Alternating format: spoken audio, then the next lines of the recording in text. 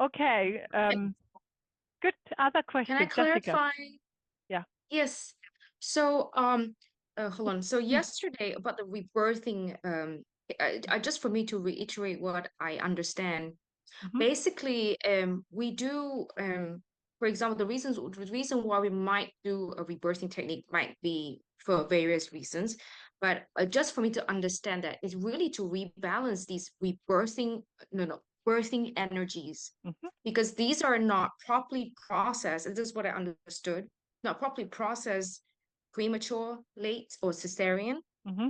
and that what did I write? So that birthing energies are a combination of contracting and pushing, is the work between mom and child, Mm-hmm. which is not properly executed, Mm-hmm. and therefore that's what we're trying to rebalance and like recreate, whether inner constellation or in physical. That's like That's correct. the reason. That's correct. Okay. That's correct. And that's why we do that, is because the client is reporting all kinds of symptoms.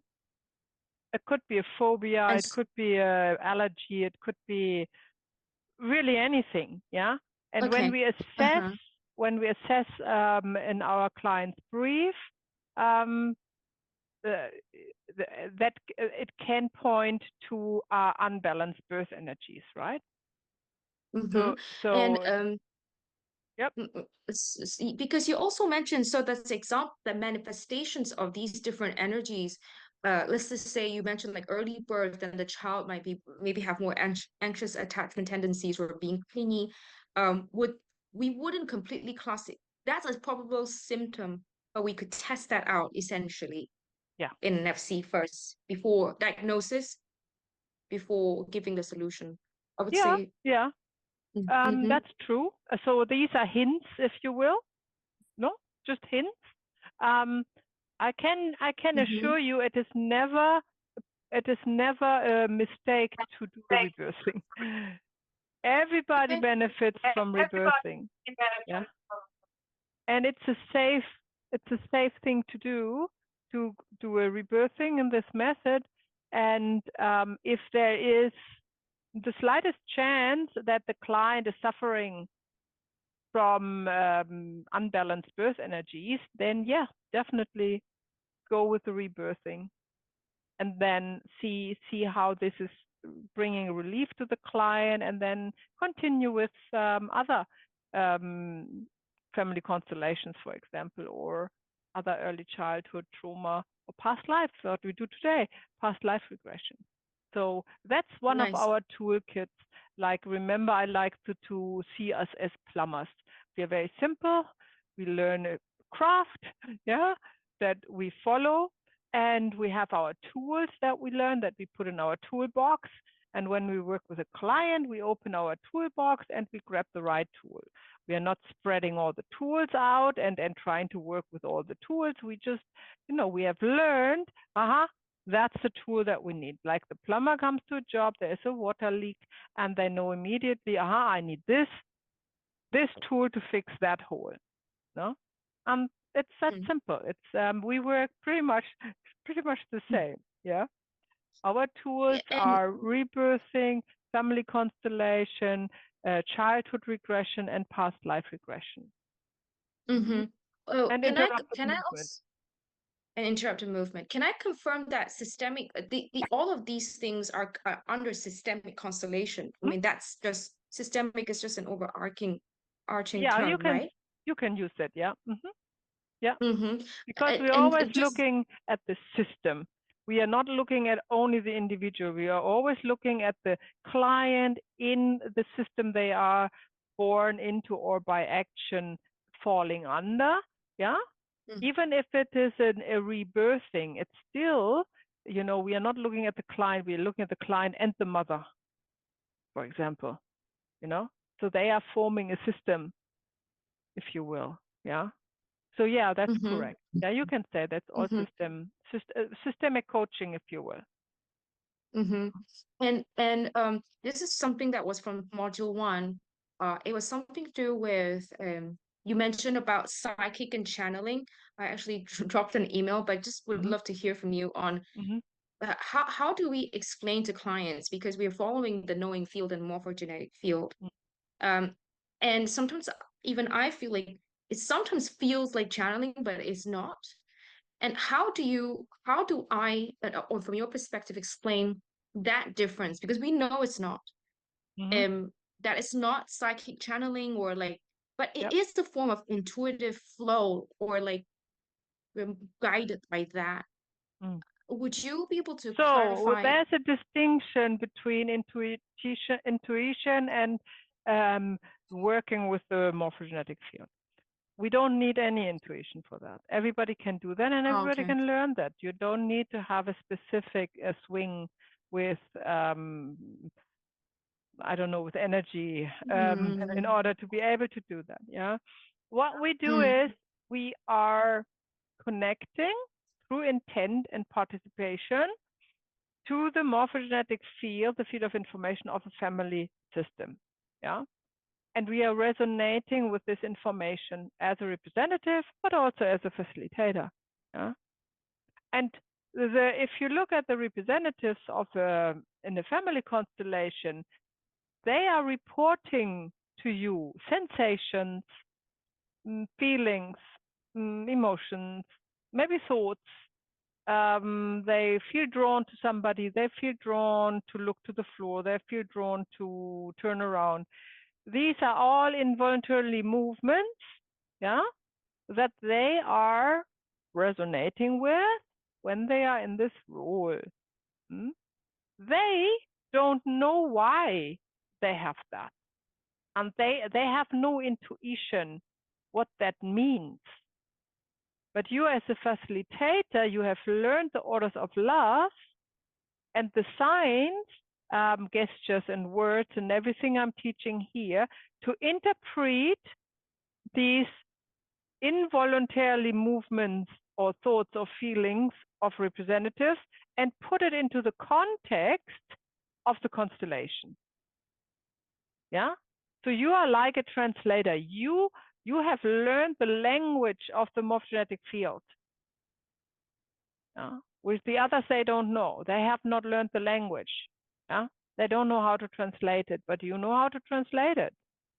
And therefore, then you know the meaning of it, you know what to look for, and then you test it with your representatives by asking them questions, or giving them suggestive words and asking them if that is true or not true when they say it. So you don't need to have any intuition in this work. You don't need to have any psychic abilities. You don't need to see auras, or you don't need to hear voices or anything like that. Even that would be very destructive. No, that's not what we do. And we are not channeling anything, because we as a facilitator, we are observing what the representatives are doing. If you will use the word channeling for the representatives, yes, you could say they are channeling an information, yeah. But the word channeling is kind of weird in this. They receive an information, they are resonating with an information, and it's only the information, yeah. Yeah, it's only the information, and they never ever get in touch with the soul of the one who they are representing. They are always, the morphogenetic field is like a computer cloud. That's always in between them. We are never inviting souls to our work. We are never connecting to any souls. We are never mingling with any other worlds in our work. The morphogenetic field is like a, how can I put that? Like a buffer zone. Yeah. So we are not inviting any spirits or souls, and none of the representatives ever connects to them.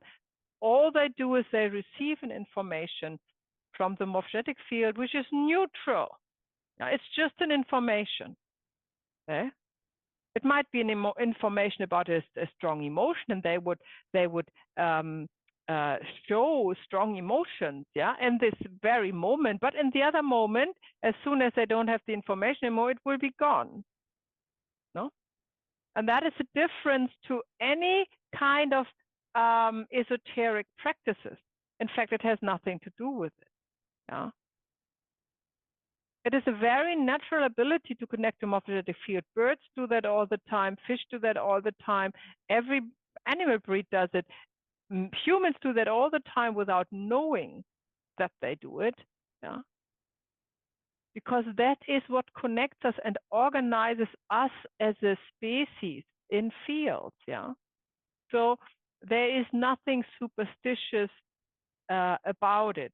I know to explain that to people who have absolutely no clue might is challenging. And I invite you to read up a really good definition, maybe from Bert Hellinger, maybe something you have heard me saying, or you make your own. Just learn this by heart and just give them that as a default answer. And if they want to know more about it, then you say you have to see it. Yeah, come on a workshop. Yeah, I cannot explain beyond that. That's just how we work. But then to really grasp how that looks like, you need to come on the workshop and feel it for yourself. Because if you have never resonated with the morphogenetic field yourself, you can talk about it as long as you will. It's like talking about how honey tastes. If somebody has never tasted honey, you can talk for hours about the taste of honey. They will not get it until they actually taste it. Yeah. So we can go only that far with our explanation. And then we have to leave it to them, because some people are not really interested in it. They just want to question, and they just want to, be difficult, and they are not genuinely interested in what you do, Jessica, often. Yeah. So if they are not happy with this explanation that you think about and that you use as a default answer because you're happy with it, if they are not happy with it, then just let that go. There is nothing more to say, yeah, until they are ready to experience this for themselves. Yeah. Yeah. Thank you. That's helpful. Thank you so much. Very good. Okay. Excellent. Very well. So I think we should proceed then with today, where we look at past life regressions and everything else that we are interested in this context. So we will look first of all at death and the process of dying, like we did yesterday. We looked at the process of birth, and now obviously we look at the process of death. We look at the concept of past lives, reincarnation and family systems. How does that work together? We also discussed briefly the concept of karma in this context, and traditional belief systems and how they look at death and the process of dying and past lives. We take a quick tour into the soul course of a disease in the method of Malcolm Southwood that I will introduce to you just briefly. And we will finally look at past life regression, how to facilitate a regression, and where it can help, and when we would do that, and how this is related to a family constellation and the family system. So first things first, we have to look at the process of death. Now, the simple truth is that there is no such thing as death, because death is not the opposite of life. Life is always there, right? Life is energy, and that is only changing vibration, but cannot go away.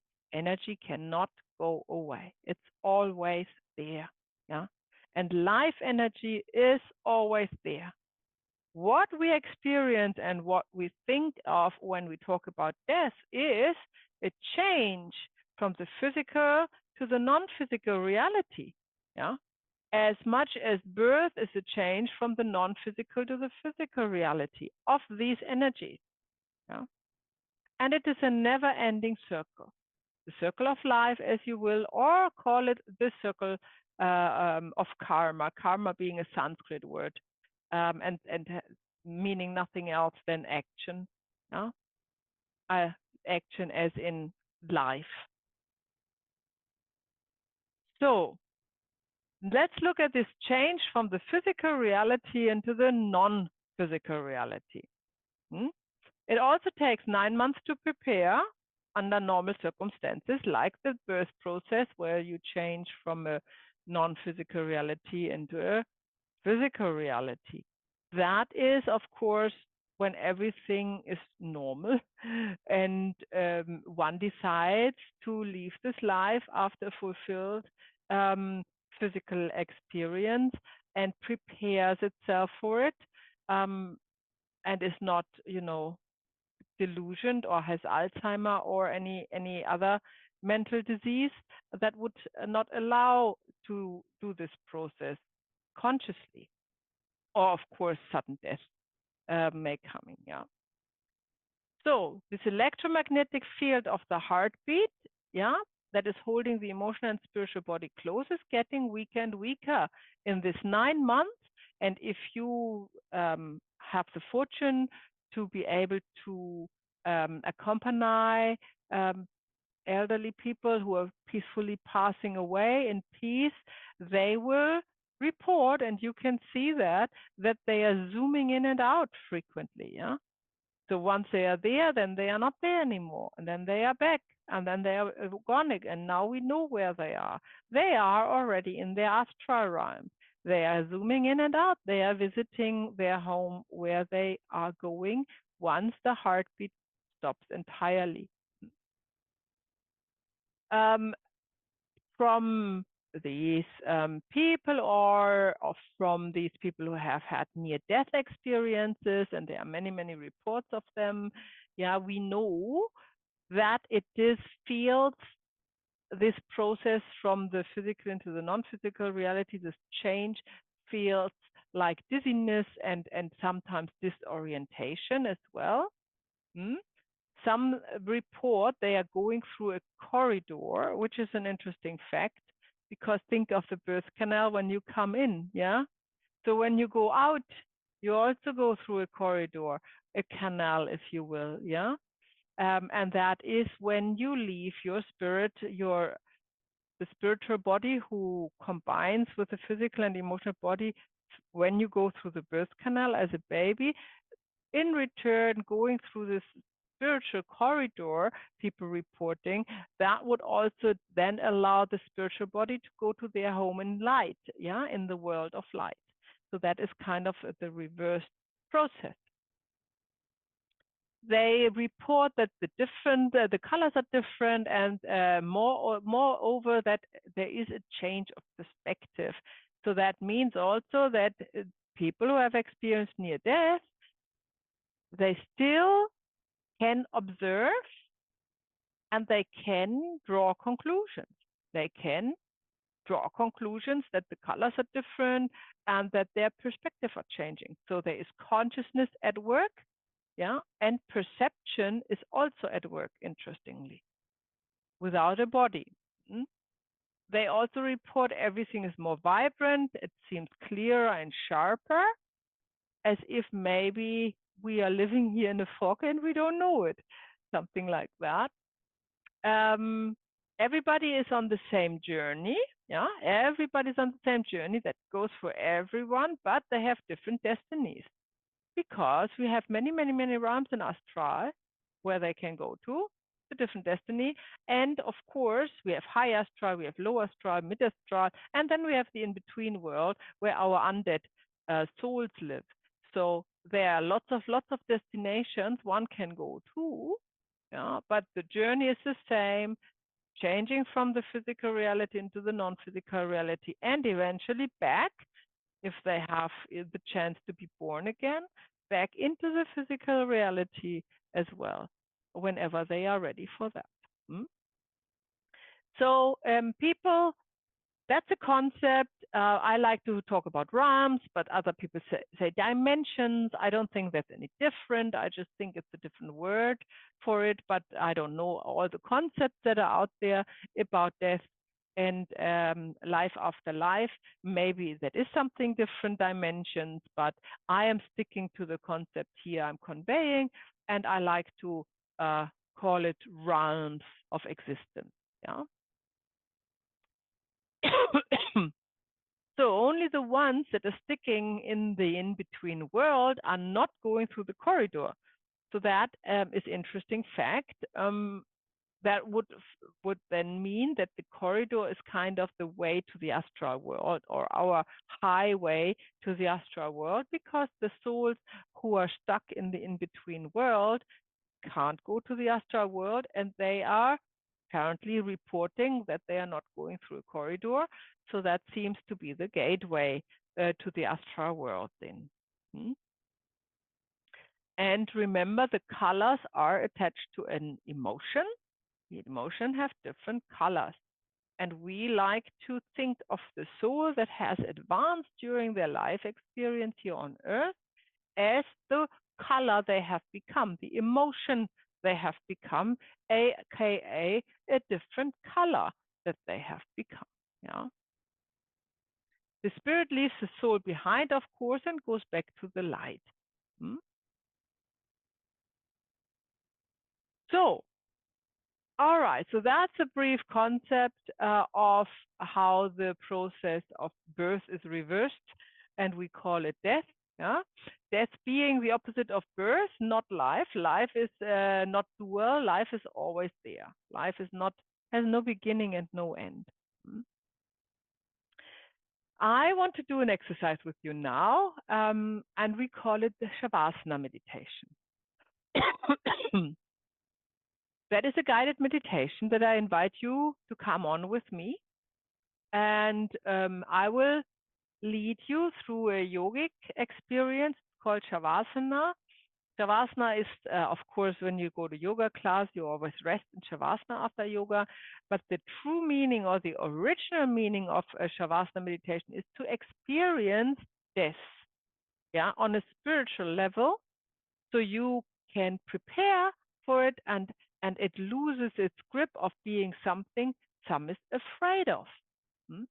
And that is also a very basic spiritual yogic teaching, is that one has to overcome the fear of dying before they can actually live their life on earth. Yeah? And this is a beautiful exercise to start on your discovery or journey, how it is to overcome any kind of fear of dying that we are all born with, of course. So I just stop sharing for now, and I would invite you to make yourself comfortable in this exercise. You can lie down if you wish to, or just lean back in your armchair.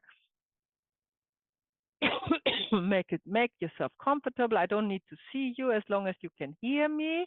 That's all good.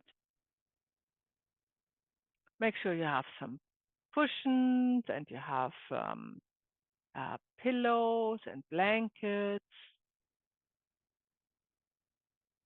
And when you're ready and you're really in a lovely position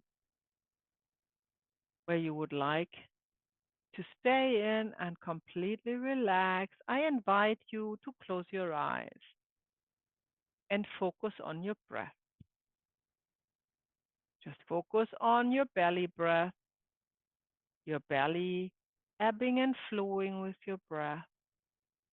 The inhale through the nostrils goes deep down to the bottom of the spine, filling out the belly completely like a balloon. And then on the exhale, you draw in the belly, you engage your abdominal muscles, and you can completely exhale, pressing out the air and the breath coming out of the nostrils again. And in this rhythm, from inhaling and exhaling, you stay aware, stay awake, and you feel more and more relaxed with each breath you take.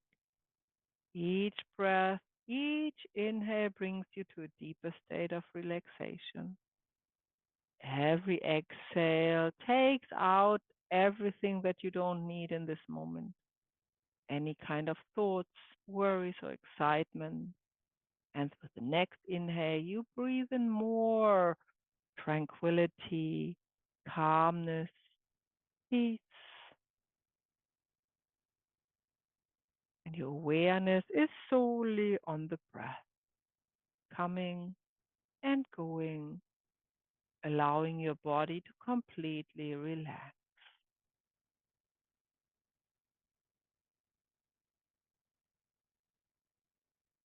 Any thoughts that may pop up in your mind, pass through it like clouds in the sky, like the shapes of clouds. They change constantly and have no meaning. So you just let them go and come back to your breath and be aware of the in and exhaling through the nostril, the little bit of air movement that you feel in front of your nostril, how your abdominal is moving up and down with the breath. And you are completely relaxing. Eyelids are heavy, the hands and the feet are heavy. The body is resting firmly on the surface. Every muscle is relaxed. No muscle tension is needed in this moment. And you feel safe and you feel at home in your body.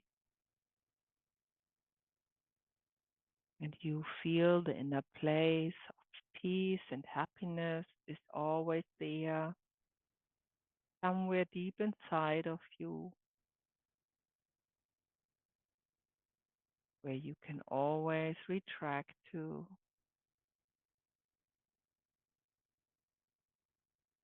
where you are always safe and happy.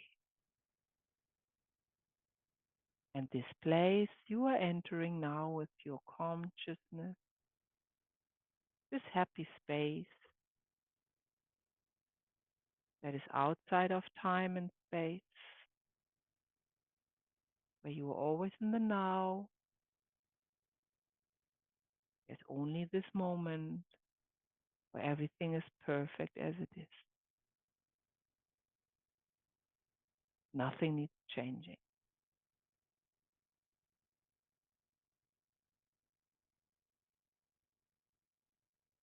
And from this space, you see yourself lying on the floor or in your bed or your chair, or sofa.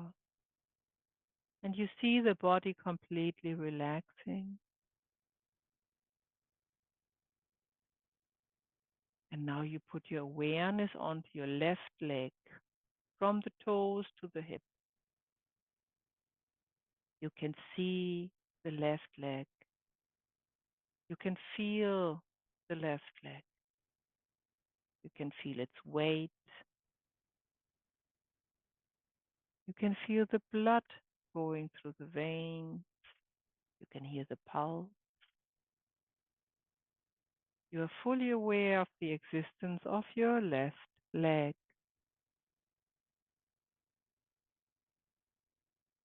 And now you imagine that the left leg is gone. It just vanishes like a cloud, all of a sudden leaves the clear blue sky, and there is no trace left. And you ask yourself the question, am I still there?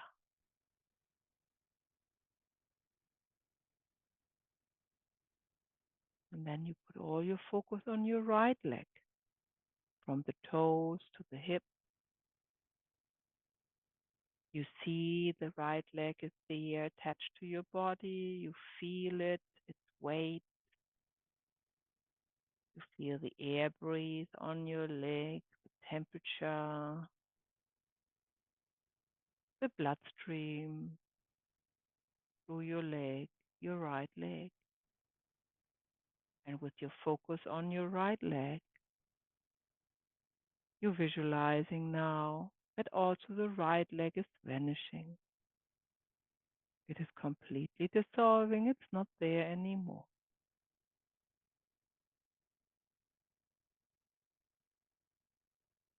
And from this center of peace and tranquility that you are, you ask yourself the question, am I still there?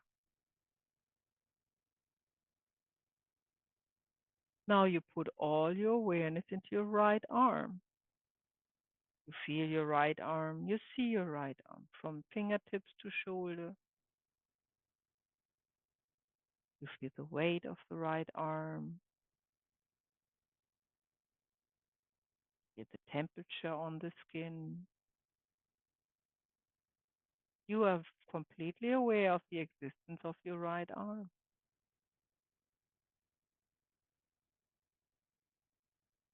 And now, from the center of your happy place, you are visualizing that the right arm is also vanishing, leaving without a trace in an instant.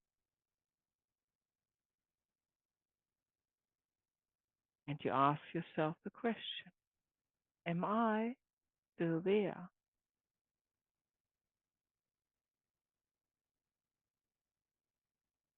Now all your attention goes to your left arm, from fingertips to shoulder. You are aware of the existence of your left arm. You see your left arm. You feel the weight, the blood running through the vein.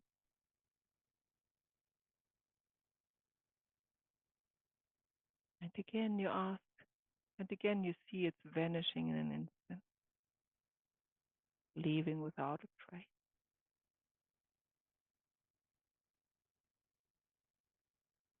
And then you ask yourself, am I still there?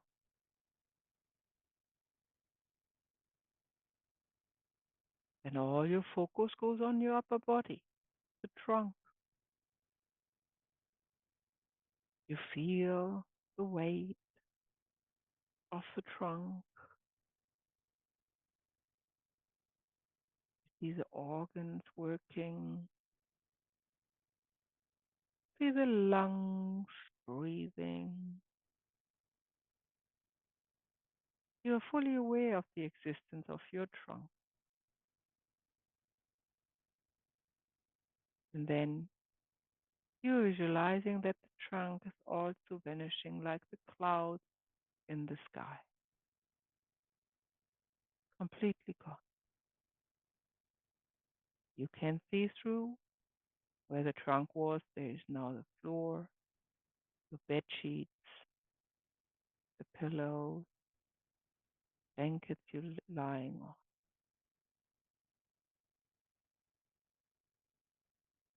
And with great curiosity, you ask yourself, am I still there?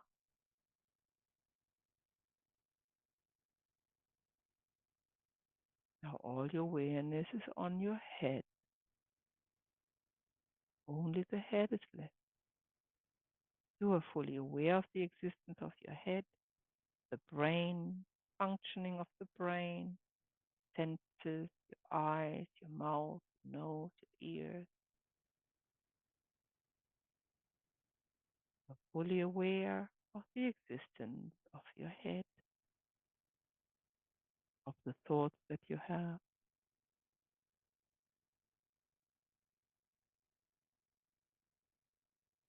And now you're visualizing also the head is vanishing, leaving without a trace.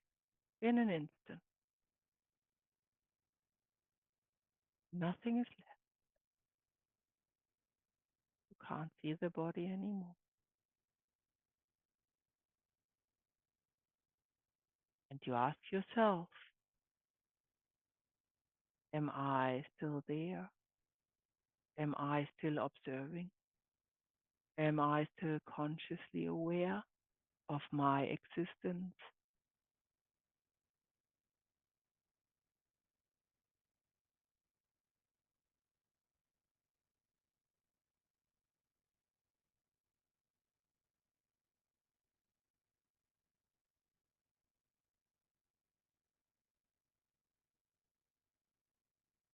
And you take note of any kind of emotions that come up in this inquiry without attachment, just observing, observing your thought process, observing emotions that may come up,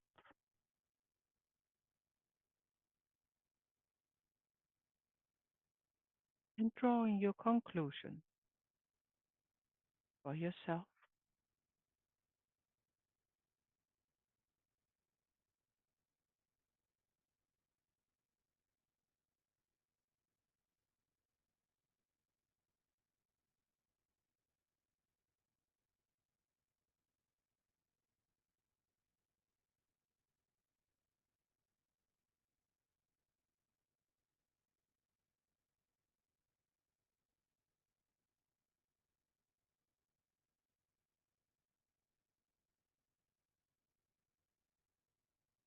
And now, slowly and in your own time, you start to see your body in this meditation, relaxing. All parts are there, unharmed. You draw your awareness into the outside, into any noises you hear, sense, you smell. You wiggle your toes and your fingers. You feel all parts of your body. They are all with you. Take a deep inhale, reach with your arms over your head and stretch out. And take an open mouth, exhale.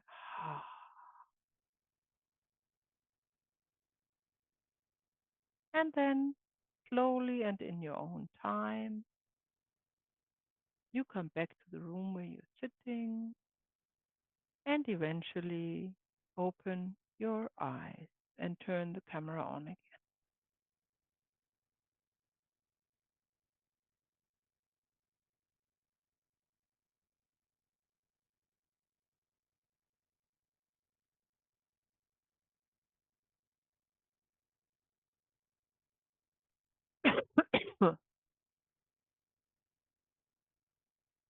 Right.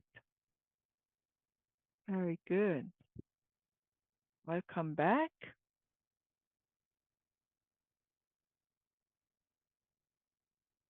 Evelyn, are you on your way back to us? Yes. Good. So, how was it for you? Somebody wants to share your experience in this meditation? What came up for you?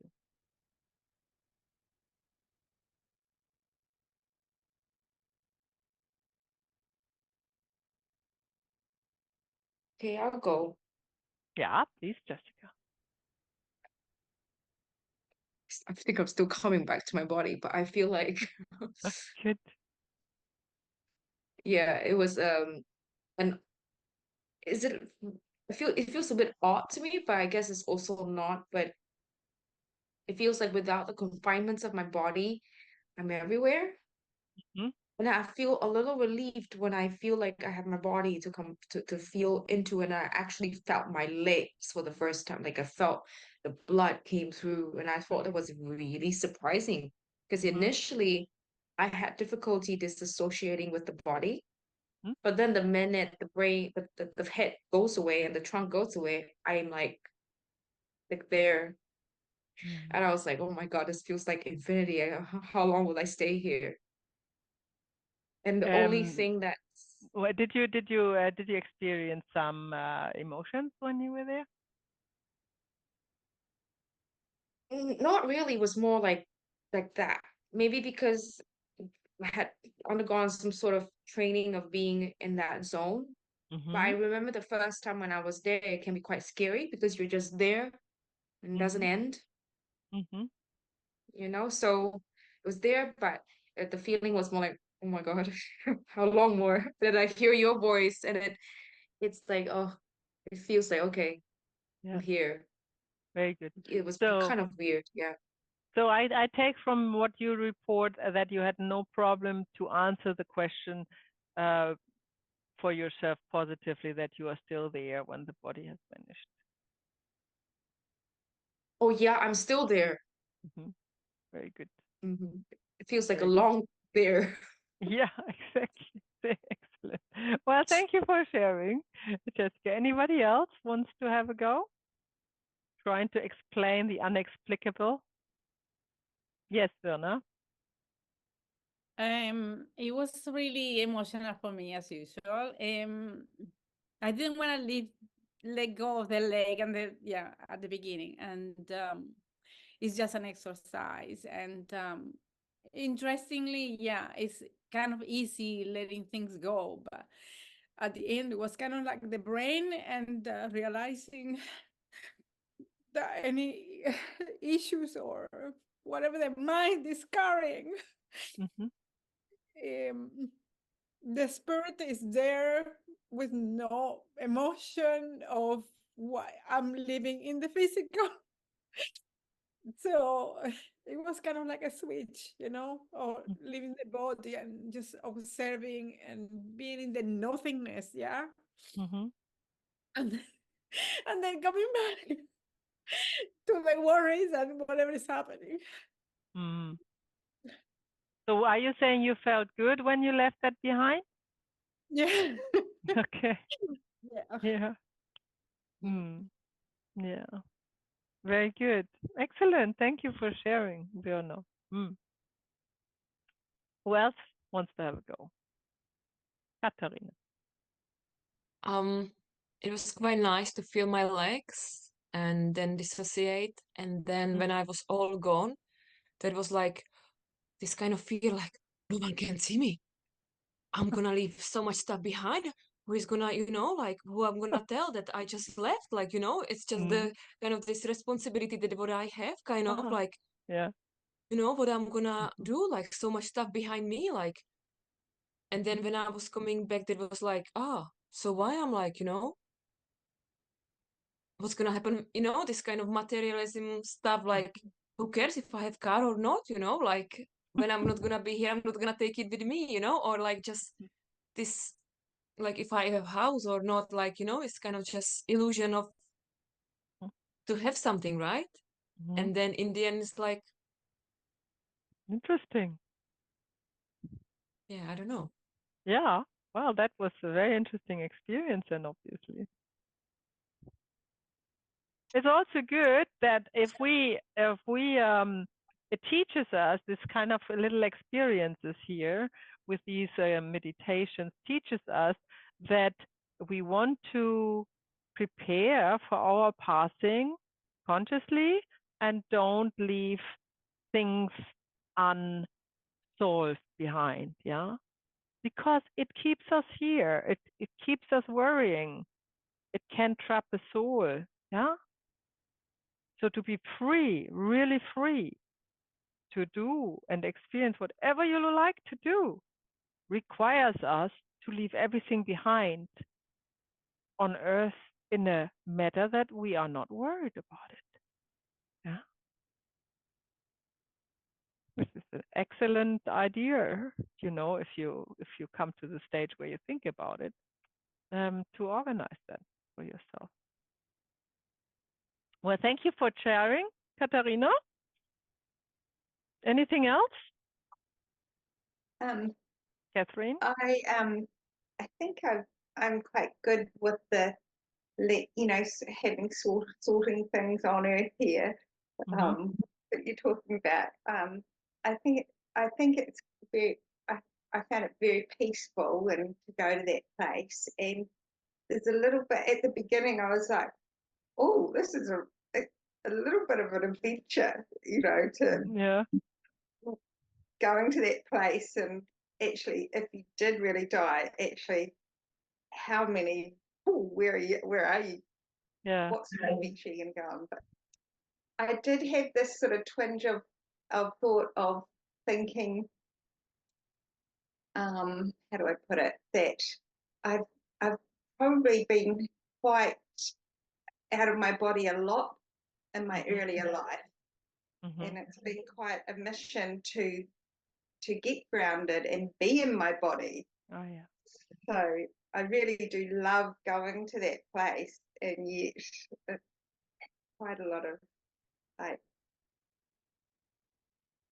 I noticed a bit of resistance in leaving my legs and things, and thinking, no, I'm really feeling into it. And I also had a little thought about, I used to think I'm well past menstruation time, but that the pain of menstruating would actually keep me in my body. So my soul and spirit doesn't just, I'm out of here. That's an interesting thought. Yeah. Yeah. That's an interesting thought. I never thought about. Yeah, that's probably really true. Yeah. So just coming. I've spent a lot of my last 10 years probably kind of be embodied. Yeah. Excellent. Beautiful. Well, thank you for sharing all these different experiences that you had, and we are all agreeing that we had no problem to answer this question, am I still there, to the very last minute, right? There's no doubt about that, which is the main focus of this exercise, to really experience that and understand it in a direct way, that is the truth. Yeah, life is there. Life is there, not ending. Good. Right. Anybody else, or shall we proceed? Yes, Celine? I was trying to put a word towards what I'm feeling just now. But I think if I really think about the emotions, when you disassociate the bodies, it was fine up until when you say it was my head and there's my thoughts in it and everything. Then like there's a bit of a like oh, really? Like there's a bit of a panic feeling. Like okay. Yeah, if this vanishes, then what happened? Something along the line. And what happened? And then once the hat was like finished, there was a bit of like a bit of a thought of like, what's next? What's next? Before it vanishes, and then it vanished. I was like, okay. I didn't have any thoughts on it. And then before you say come back, I saw a bit of a light, but I'm closing my eyes. Yeah. So yeah, I'm not sure what that is. Oh, great. In a word, that's my experience. That's nice. Very nice experience. Yes, it can be if we are very attached to our thoughts. If we are using a lot our, mind in jobs and stuff, and we really rely heavily on our thinking process, then that would be, for example, frightening at first to let that go, because that has to do with ego identification, right? And then this little exercise kind of teaches us where we have this identifications still, where is that, where we are attached to. Nice. The sense of control, I guess. Yeah, that's the challenge for me. Yeah, very good. Excellent. Evelyn, do you have anything to add to this, or shall we move on? Well, we can move on. No, not really anything to add. Just very relaxing, and I'm used to, I've done meditations for many years, so I'm quite used to sort of going in and out with it. And this time I nearly fell asleep. I felt so. I was like, oh, be Okay. careful not to completely disappear. Yeah. Yeah, yeah. Well, Very good. well, you probably need some sleep. You're probably tired. Yes. Yes. Very good. Excellent. All right. So, all right. Let's talk about the concept of past lives. Yeah. On the soul journey, all emotions in all shades and facades have to be experienced and owned. That is what makes our soul rich. Yeah. Remember, the soul is the seat of our emotional body. We are carrying these emotions from lifetime through lifetime, and we want, think of the map of consciousness, we want to move up on the ladder of frequencies and find this high vibration emotions that are unconditional love and joy and bliss and enlightenment and so on. That's our soul destiny, if you will. However, in order to achieve that, or ascension is also a word people like to use. In order to achieve that, we need to know each and every emotion, and we need to look at from our individual lives, because we are experiencing emotions different than to our neighbor. And this is why we have so many lifetimes, so many chances to experience different emotions from all sides and angles, and to own them. That makes our soul dense or heavy or wide or big, whatever you want to call it. Yeah. We finally enter the world of light, enriched with these experiences. The world of light, where our spirit lives, yeah, can leave only the soul behind when the soul is completely fulfilled. Fulfilled, has owned all emotion. There is nothing left the soul needs to come for on the earth. That has all been experienced and digested. So that is food for the soul. And then eventually this soul lets go, or it's kind of becomes part of the whole of the world soul, of the soul of all souls. And the spirit is free to create something completely different. Then we are our spirit. We are not the emotions, and we are not the body. As you might have experienced in the Shavasana meditation, these are all parts of our journey, but it's not who we truly are. We are truly a light being. Yeah? We are living. Our true self lives in the world of light. And everything else is designed for us to have experiences. So that is why we have to reincarnate, and we have so many past lives, because we need to experience emotions different from different angles, and often one lifetime is just enough to experience one particular emotion. Yeah. And then we are concerned with this particular emotion. Yeah. So past lives are not linear. It is not like here is yesterday and there is tomorrow, because remember, in the world of the unseen forces, everything outside the physicality of Earth, there is no time and space. It's always in the now. Yeah.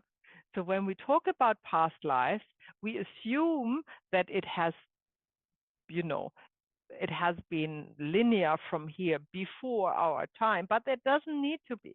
Yeah. So don't be hold up too much just by the word past life. That just means that the soul has encountered this life already, but that does not necessarily mean it was in the Middle Ages.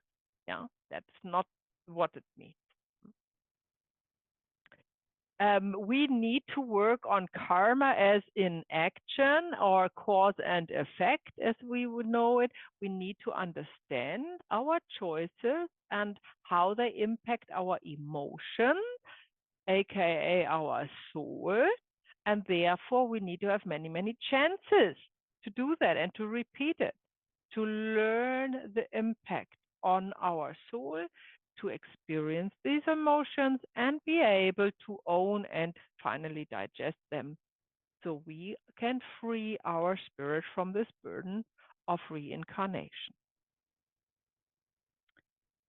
the unborn soul. So now there's a concept, of course, they can be dwelt on in a complete course, but I'm just giving you a little bit tidbits and background information. Yeah, you might ask, why are we going on the soul journey? Because the unborn soul is also in innocence, right? And we want to go back to innocence.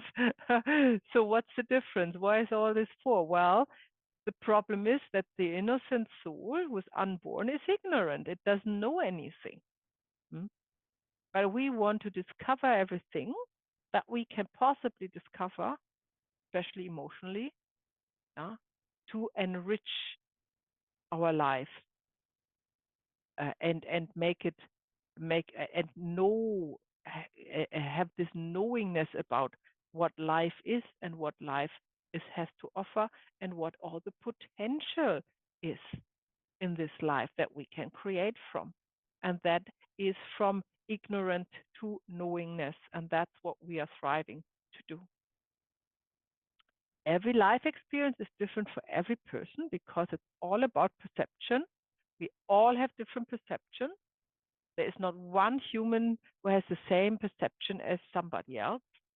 And that is by design and by default, because every soul is also individual and has its individual journey and its individual colors and individual experiences with emotions, and creates individual life experiences to understand these emotions differently than anybody else. Yeah. So this is all about individuality and creativity in this life. Markham Southwood teaches, and that has to do with astrology, and I'm not into astrology, so please don't ask me why, but we have to live at least 144 lifetimes minimum, and but that's not what we normally do. We normally have thousands of lifetimes because we do like to do the same mistakes all over again, and we have like to repeat some of our experiences on Earth. The soul has a certain genetic imprint, if you will, that's energetically, of course, from the previous lifetime on Earth. This is why we like to, and remember when we talked about the process of birth, we like to choose the same family to incarnate in, because it makes it easier for the soul, body, spirit combining and being successful, going successful to pregnancy and birth. Yeah. So that therefore we like to incarnate in our own families. And that is a phenomenon you can also see in family constellations when you have a lot of experience and you can see a soul movement in two representatives. So two representatives who have, one is an incarnation of the other, where you see that this is the same soul inhabiting both of these ancestors, if you will. What happens if you, and that's also this people who feel very attached to their family and who are really family people, and they always look after family members, and they feel best when they are with their family. These are very likely souls that are incarnating in the same family system again. However, and then there on the other side, there are those who feel like they don't belong to their family, who feel like they are a misfit, who feel like maybe they've been adopted, or somehow that's not familiar, and what the family is doing, that doesn't ring a bell to them at all. These are the souls who have chosen to incarnate into a new family system that is not familiar. They take a risk. They might not be able to make it in the first instance. There may be a lot of miscarriages are necessary before the soul can actually manifest in this body with this mother and the genetic imprint of mother and father in this new family system. Why would they do that? Because they want a completely new experience.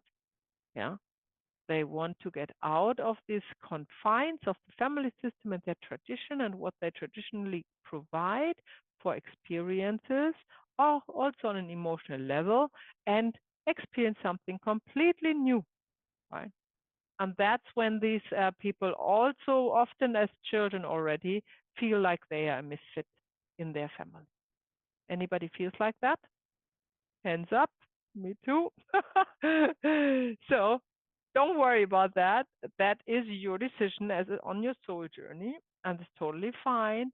And it makes you also free from these strings that a tight-knit family lays around you, and allows you to create a very unique, individual, independent life as well. So that has all also positive aspects.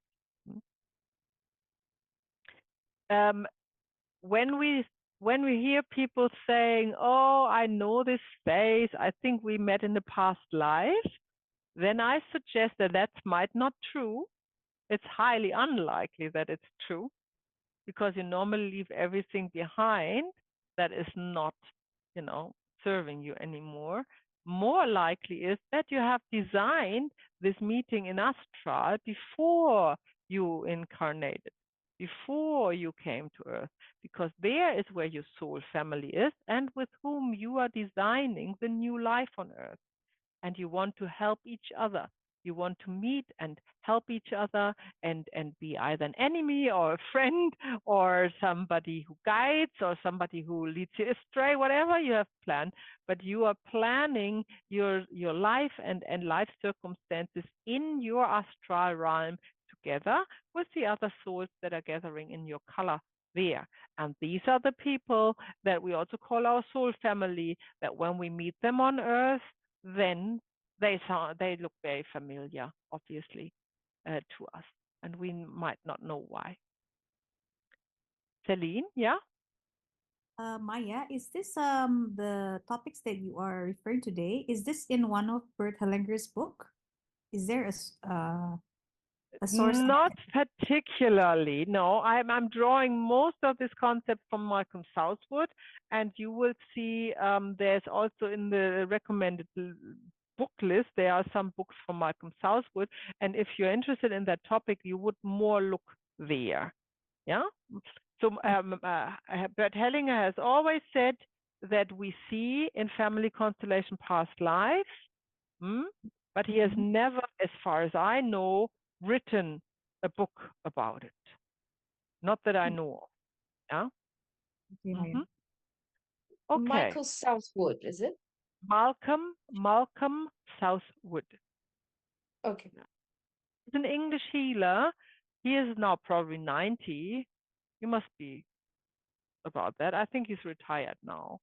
And he has written at least 4, 5, 6 books, I'd say. I studied with him 1.5 years in Switzerland, and he is a spiritual and energy healer with amazing results, and very wise, and he has the ability to travel astral plane, yeah, which I don't. I'm just reporting on it. I'm not astral traveling. And he has gifted the system, this very simple system, where we can work with in healing modalities. Yeah. Malcolm Southwood and Bert Hellinger goes hand in hand. Maya, is there Yes, like often, yeah. I don't think they have met. I can't claim that, but I have studied with both, and I have seen a lot of similarities, yeah, in their work. So yeah. Thank you. Yeah. Okay, so right. So we did. What is karma is easy to say. It's a word, a cause and effect or action. Every action, leaves another action, or forces another action to happen. And that's as simple truth as that. What you decide to do has an impact. Whatever you decide to do, there is a result, and that's directly related to what you decided to do, right? And that's a simple take. There's nothing good or bad. There's nothing to do with punishment in this concept. Nothing. It is just simply you made a decision. You in a lifetime, let's say you decided in a lifetime to take somebody else's life for whatever reason, and now you have to discover the impact of this decision in multiple lifetimes. Maybe you are a victim in the next lifetime, so you are discovering how that feels to be killed in the next lifetime, because you want to look at everything from all angles as a soul. Yeah? There is no good or bad, there is just experience. You want to experience everything as much as you can, and we often only have one chance during one lifetime on Earth with one physical body to experience a specific thing. Yeah? Soulmates, or I think in English you call it twin flames. In this concept, I just want to briefly touch it because it's not important for our healing work. Yeah, that does exist because the souls, they have they kind of at when they go through the realms in their development, they split into male and female at one in one dimension or whatnot. And if you meet, if you are the female part of a soul, for example, and you would meet the male, the polar, the other polarity of your soul somewhere, then that is what you would call a twin flame. Yeah, then you would realize that. It's very unlikely, due to Malcolm Towsell's teaching, that you ever meet on Earth, because this is all happening more in astral on that soul level, but it is possible. And for some reason, if that is important and it happens to you, then you will certainly, you will know it one way or the other. The soul family is the family in astral. We talked about that. The spiritual family, that would be the world of light, where your high self or your true self gathers with, alike spiritual bodies there. When you meet family, we talked about that, familiar faces on Earth, they would be from astral, and we talked about the misfit already, so I think I covered that already. We don't need to go there anymore.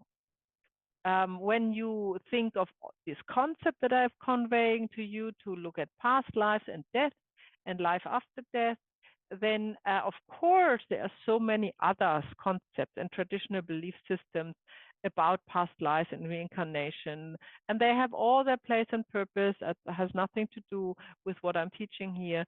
I just want you to have a simple concept that is not confused with any belief systems, because it's just a concept to work with when we're doing regressions, in this case, into past lives.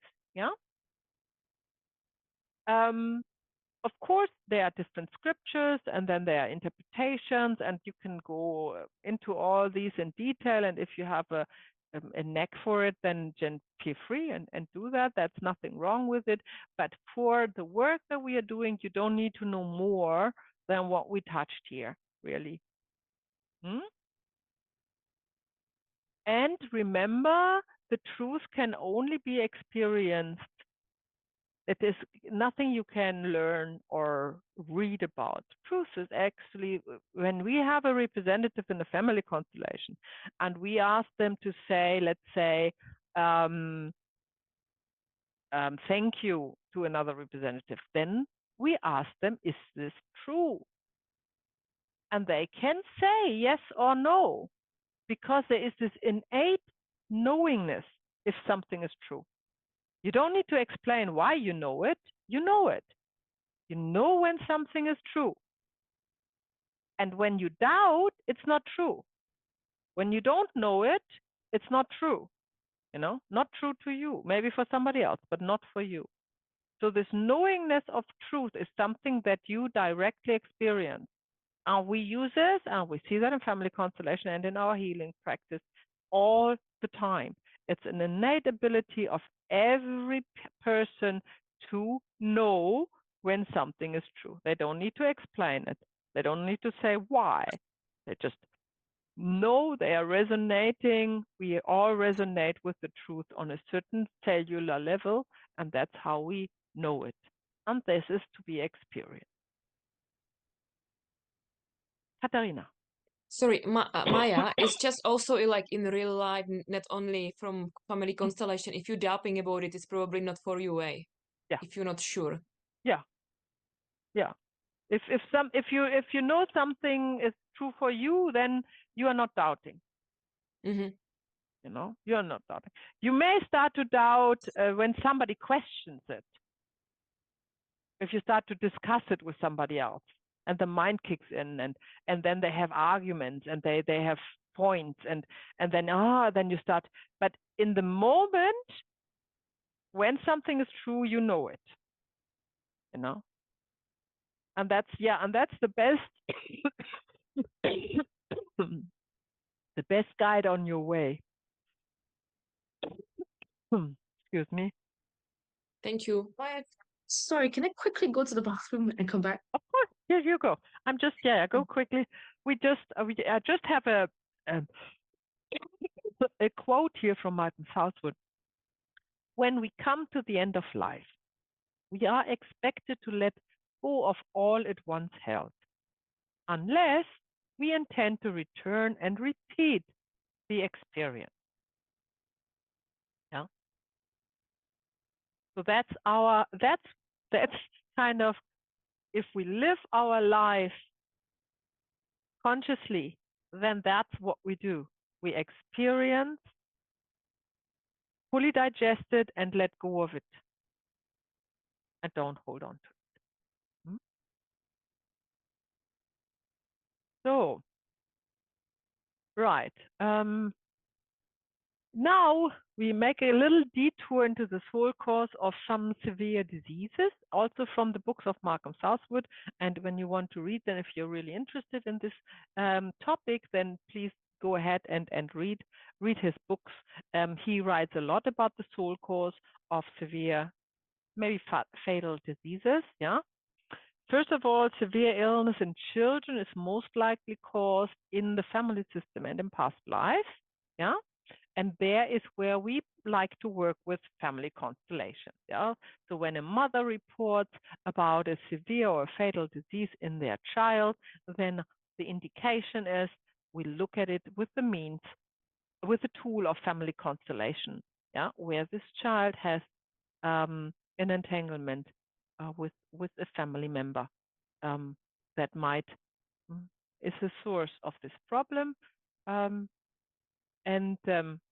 If you have a client with severe kidney problems, then you might find that there is something where they are trapped in their life. They feel trapped.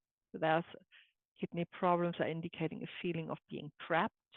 Bladder in women specifically is a feeling of loss of control.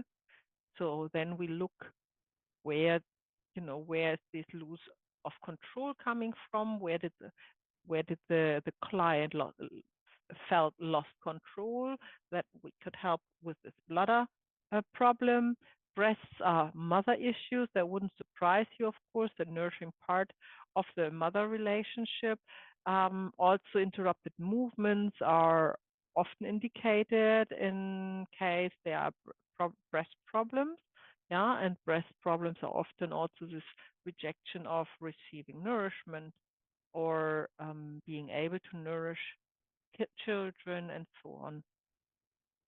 Lungs are unshed tears and unlived grief.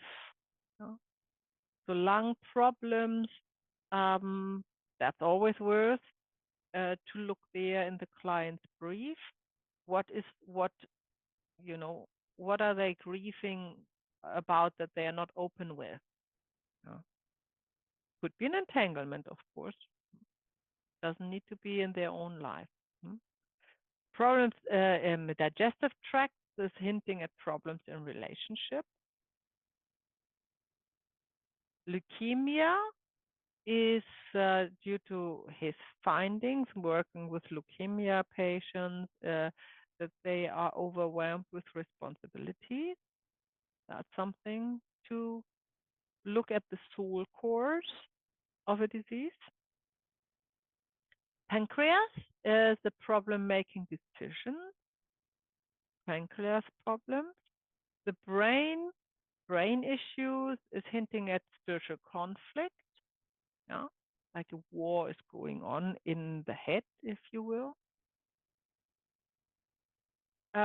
Fraud is incapability to answer, to set the foot down, a feeling of powerlessness. In men, the prostate is they lose their power. So we look, where did they lose their powers? Have they just recently retired, for example? Have they been very identified with their job, or where was that going on? And it wouldn't surprise you that we have many prostate cancer cases in men that are retiring, right? That's quite common. Liver and bile is unreleased anger. So unreleased anger likes to sit in the liver and in the bile. And then bone and skin is hinting at self-destruction and a low self-esteem. Yeah. And these are just little hints, if you like, this idea of the sole cause of disease that you can also work in family constellations with, if you memorize that, and if you have a customer, a client who comes with a disease like this, it is doesn't replace a family constellation, but it gives you a little bit of an idea where to look, maybe. Okay, so we come to our break time. Excellent. Are there any questions? What we have discussed in the first half? Are we all good? Then I will leave you here for the next 10 minutes, and then we will look how to perform a regression into a past life after the break. So now I talk you through how do we facilitate a regression into a past life. These are basic steps that you can also use for regressions into early childhood trauma. Yeah, if it's not a rebirth thing, so it's the same step, more or less. So we're following the same very simple, very effective structure. Of course, I'm aware that past life regressions are done by practitioners for centuries, and there are many different methods to do that. I know this one, I practice this one, I use it since over 10 years, and it's very good, very simple, very successful, and I'm sure you will enjoy using that as well. So first of all, what is a regression? We talk about that. Why does the client need a regression? So first of all, regression is going back in time while the client is in a very relaxed state. It's a deep alpha or a shallow theta state where they are susceptible to suggestion. And in this state, we are guiding them back in time to the source of the problem, which could be an early childhood trauma, or it could be a past life. We then look at the happenings there. So we let the client explain and describe to us what they see, what has happened. And then we are overwriting this information, which was traumatic, with a new not traumatic information. And therefore, it's the same as we do in a family constellation, feeding back to the morphogenetic field the non-traumatic, the positive information of love instead of fear. And there it is then overwritten in the energy field as a new information that then the client body accesses as well and resonates with, and therefore has a chance to heal itself. Yeah. So when we have, let's say, a family constellation is not indicated because, and that happens, we see either the way the client talks, or we see in the beginning of a family constellation that there is no issue within any intergenerational trauma, then we can inquire if a regression to a past life would be probably indicated in this case. Of course, a regression is also a wonderful tool that you can use in one-on-one sessions because you don't need the group for it, right? You only need the client. So that's also very helpful if you work one-on-one with clients, that we use the method of a regression to find out whether there is a memory to be released from a past life, a traumatic experience. We can also use a regression to get rid of possessive energies or attached spirits, as we have done in the first part. With the colors, it's practically the same. You always go to the source of the problem, making sure that the client is picturing everything in detail, and then under your guidance releases whatever needs to be released or overrides a traumatic experience with a non-traumatic memory indicated, are all under your guidance. We can also find the sole cause of a specific disease, either with a family constellation or maybe with a past life regression as well. So when does the client need a regression? It could be for a trauma in childhood. Technically, a rebirthing is also regression, a regression to the birth, a moment of birth. So regression is everything where we go back to an event that happened before. Yeah. We go with a regression into a past life, and we can also relieve a client from the influence of foreign energies in a regression, meaning we guide them into alpha theta state and to the source of the problem and guide them to release whatever needs to be released then. There is a step-by-step instructions how we perform a regression. I'll show you on the next slide. I made it in 9 steps. I think that's good to memorize. We're starting with alpha state. We're starting to guide the client into very deep, relaxing state. And the purpose of the state is not only that they are completely relaxing, but it's also that you can guide them. So they're not thinking for themselves. They give themselves, over, if you will, without being hypnotized. They're fully aware of what they're doing, but they feel so relaxed and guided and trust you on a deep level, so that you can then guide their subconscious mind, or work with the subconscious mind to find that what is hidden. Because if it would not be hidden, they would remember it and it wouldn't be a problem, right? It's just a problem because they don't remember anything. And why don't they remember it? In early childhood trauma or in past life? Because the memory is hidden from us. Yeah? And but that doesn't mean that's there. It's all in the morphogenetic field. All the informations are there. We just need to access them.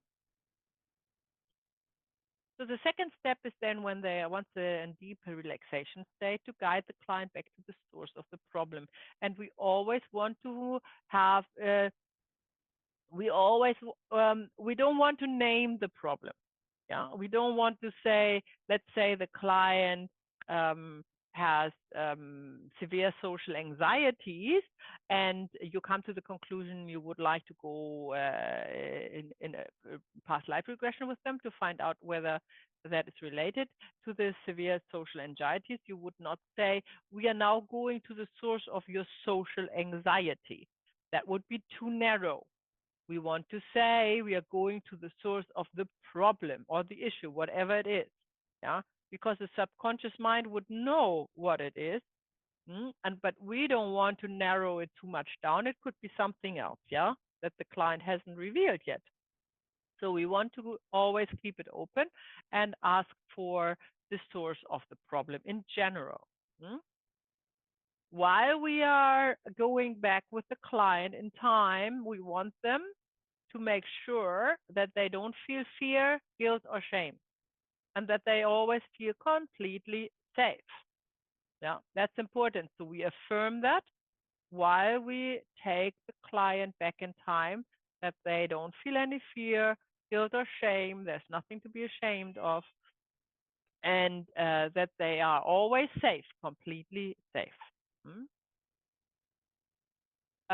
We have to repeat the steps to go back to the source of the problem. In the case of a false memory, I will talk you through what that is, because then we start all over again.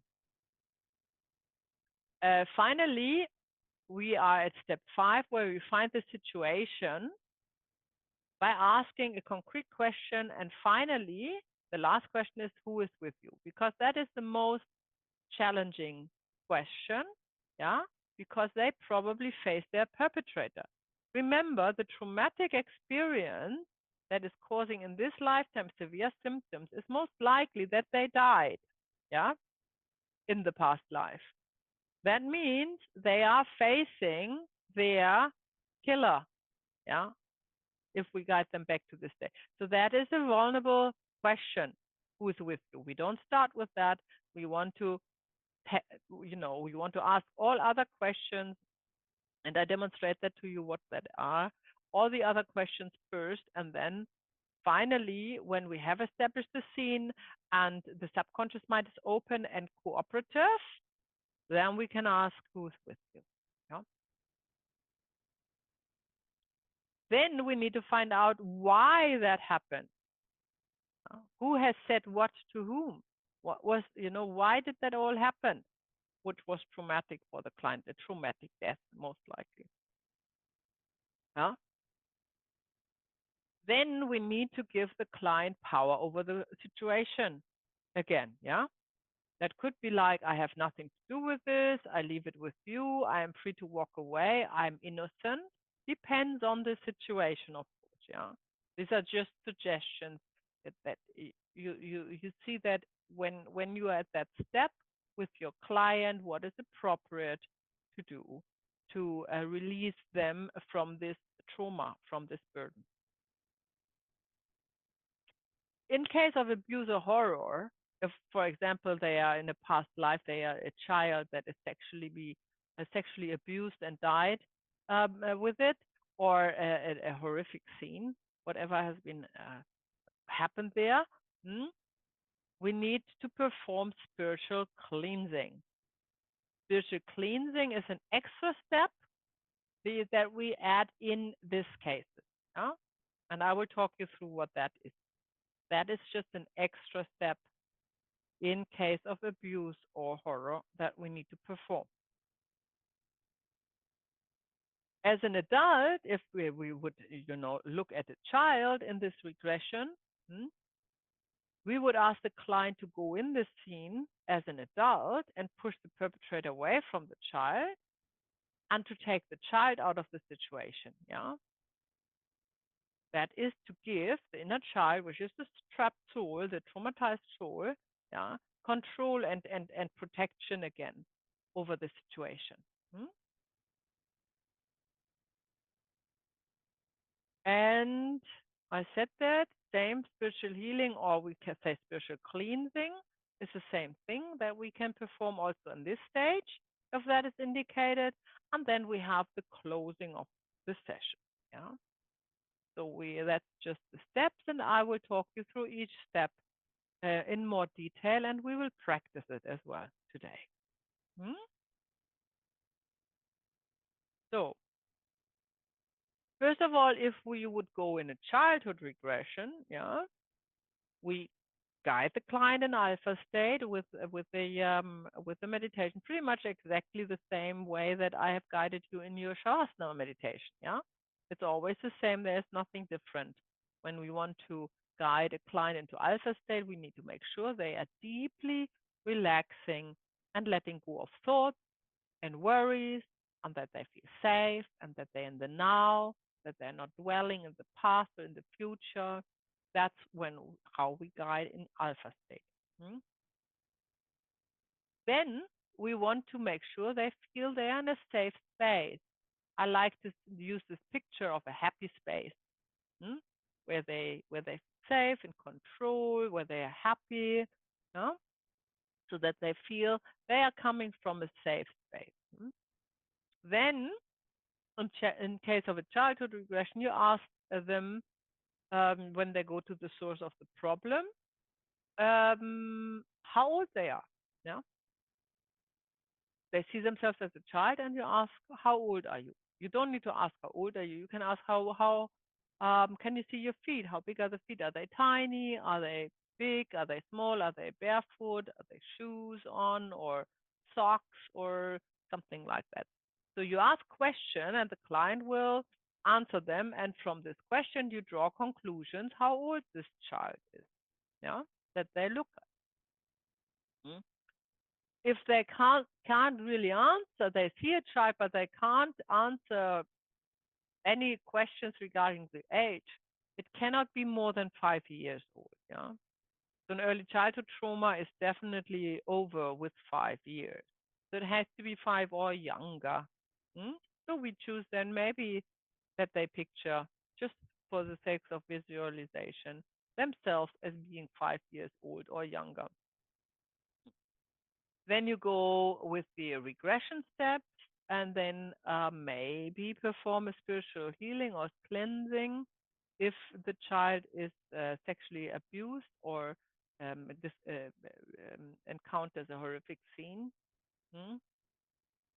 And then you guide out of the meditation back to the present room.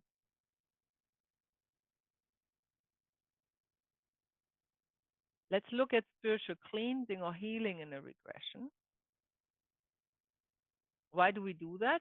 Because the child, that is again this emotion of guilt and shame. Yeah. Remember, traumatic experience is only manifesting as emotional trauma when there is this emotion of guilt or shame attached to this action, whatever it was. Therefore, the child feels dirty, yeah, if you will, and we wanted to spiritually cleanse themselves so they feel not dirty anymore. Feeling dirty meaning feeling guilt or shame, which is obviously a subjective perceived emotion. Has nothing to do with the situation they are looking at, nothing to do with their parents. It could be completely innocent. It is just that is what has manifested in the state of shock in the child. For example, that it made it feel, dirty, if you will. So we start that as spiritual cleansing by taking this child out of the situation into heaven. I like to picture a cloud where they can sit on and observe everything that they left behind as a tiny little dot that holds no danger to them. Yeah. Then you imagine a light shower, or they should imagine themselves as a child standing under a light shower, and all the dirt washes away from the child. Yeah? And important is that the client can really observe that and follow that and see this dirty, filthy water or stream of water leaving the child into a river, into a sea, that where it's dissolved, so it is really gone. That's the same principle as with the color that we send our foreign energy to. It needs to be completely gone. Otherwise, it would hide. It will still be there. It needs to be completely gone. The same is here with the filth, which is the emotion of guilt or shame. That needs to be completely gone. Otherwise, it will have not the effect we are looking for. Then you allow this child to fill this empty space where this filth, this dirt inside and out was washed away from, with their own light. That's not from the light shower. That's their own light, their higher self that shines in these corners of the bodies where the space are or gaps are left to fill it up again, so that cannot manifest in and attracting any emotion of guilt or shame anymore. Yeah. Then the next step is to dress the child in clean clothes. We like to picture white. That's pure and clean and innocent. So we like them to dress themselves in white clothes. When all the filth is gone and all the space is filled in with their light and life and love, then they dress in white and they look like brand new. You can ask if the child wants a gift. Maybe, maybe not. Maybe the child wants whatever, teddy bear or doll or whatnot. And then the client would be probably the one to buy it for them, right? And then take the child. You ask not you as a facilitator, but you ask your client to take the child into your heart, which is the inner child. It's the soul child, yeah, and affirm from now on, nothing can harm you. I will protect you at all times. We will always be together, yeah. So that will be the conclusion of the spiritual healing or the spiritual cleansing of a child. Trauma, early childhood trauma in case of abuse and horror. And remember, that can be in a past life as well. It doesn't need to be this lifetime. Yeah, the child could have been in this trauma in any time, in any time, in any kind of life. Yeah, Maya? Jessica? Mm-hmm. Mm-hmm. The ask the child for a gift. So which means we have to ask the child if they want a gift for protection, perhaps, is that? Yeah. But if it's not necessary, and you don't need to expect that they want one, but it's worth asking, yeah, that they might feel safe when they have a teddy bear or whatnot with them. And it's also a symbol for the new healing. It's a symbol for this, this new information that is overwritten the traumatic experience with love, and that would be a symbol for it. So, but only if the client wants it. Really, we see some clients like that, and others they probably wouldn't mind at all. Yeah, and then we have the closing. As always, we guide the client back into the present room, out of alpha state, and allow them to open their eyes when they are ready to do so. All right, so these in general the steps, and then we will talk about some specific steps we have to take in past lives. And now we go a little bit more close up. How do we guide the client into alpha state? And why? So we work with the client's subconscious mind. The subconscious mind, remember, the function of the subconscious mind is to avoid emotional pain. And therefore, it hides this traumatic experience from the client and from you that would cause emotional pain again. And we need to work with the subconscious mind to access it. Cannot work against the subconscious mind because it's very powerful. If it doesn't cooperate, we won't get any information. So the subconscious mind is accessible in a deep relaxation state, which we call alpha state or a shallow theta state, just before hypnosis. So we are not hypnotizing our clients, not necessary. They just need to be deeply relaxed, but they always know who they are, where they are, and why they are there. They always know that. They don't forget that. It is it ranges between 20 and 34 hertz, and it is above sleep and below hypnosis, this state. We always stay in the present tense when we guide into alpha state. There is no past. There's no future. It is always now. We guide the client always now. It is always now. Also, when we go to an early childhood experience, it is not a past experience. It is now. We always stay in the now. We take the time out because otherwise the subconscious mind can make up stories. So we take the time out. We are guiding. We are working with the subconscious mind, and we are staying in the present tense the whole time. here's a little tip for you. When the client, when you ask questions like, where are you? What do you see? What do you wear? What's the color of your shoes? Yeah.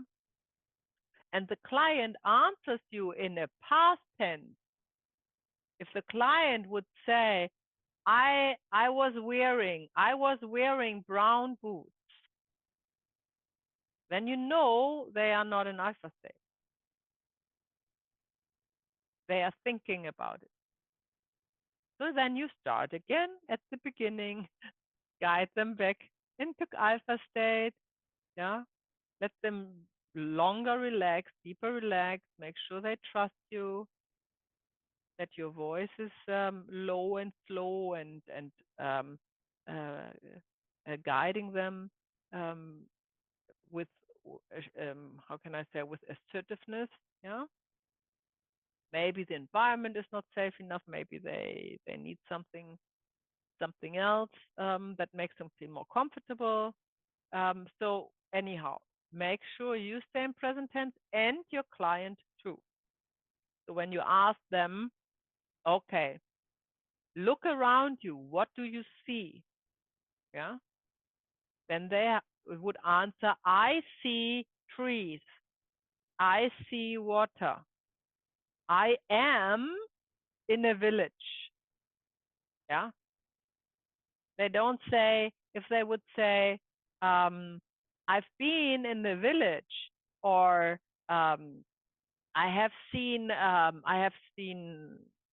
whatever trees, then you know they are referring to a memory, and we can't work with that because the memories are hidden by the subconscious mind that we need to access. In the subconscious mind only accesses it in the present. Yeah? There's no past and no future for the subconscious mind, only now. So be aware that you remember that. We always use positive words because alpha state, they are highly susceptible to suggestions, and we very, very, very carefully chose our words. They are positive. You can say you have no fear because there is no positive of fear, unfortunately. You can say you're always safe, but everything else, you never use any negative word. Yeah, you always stay positive. And the same goes for past life regression.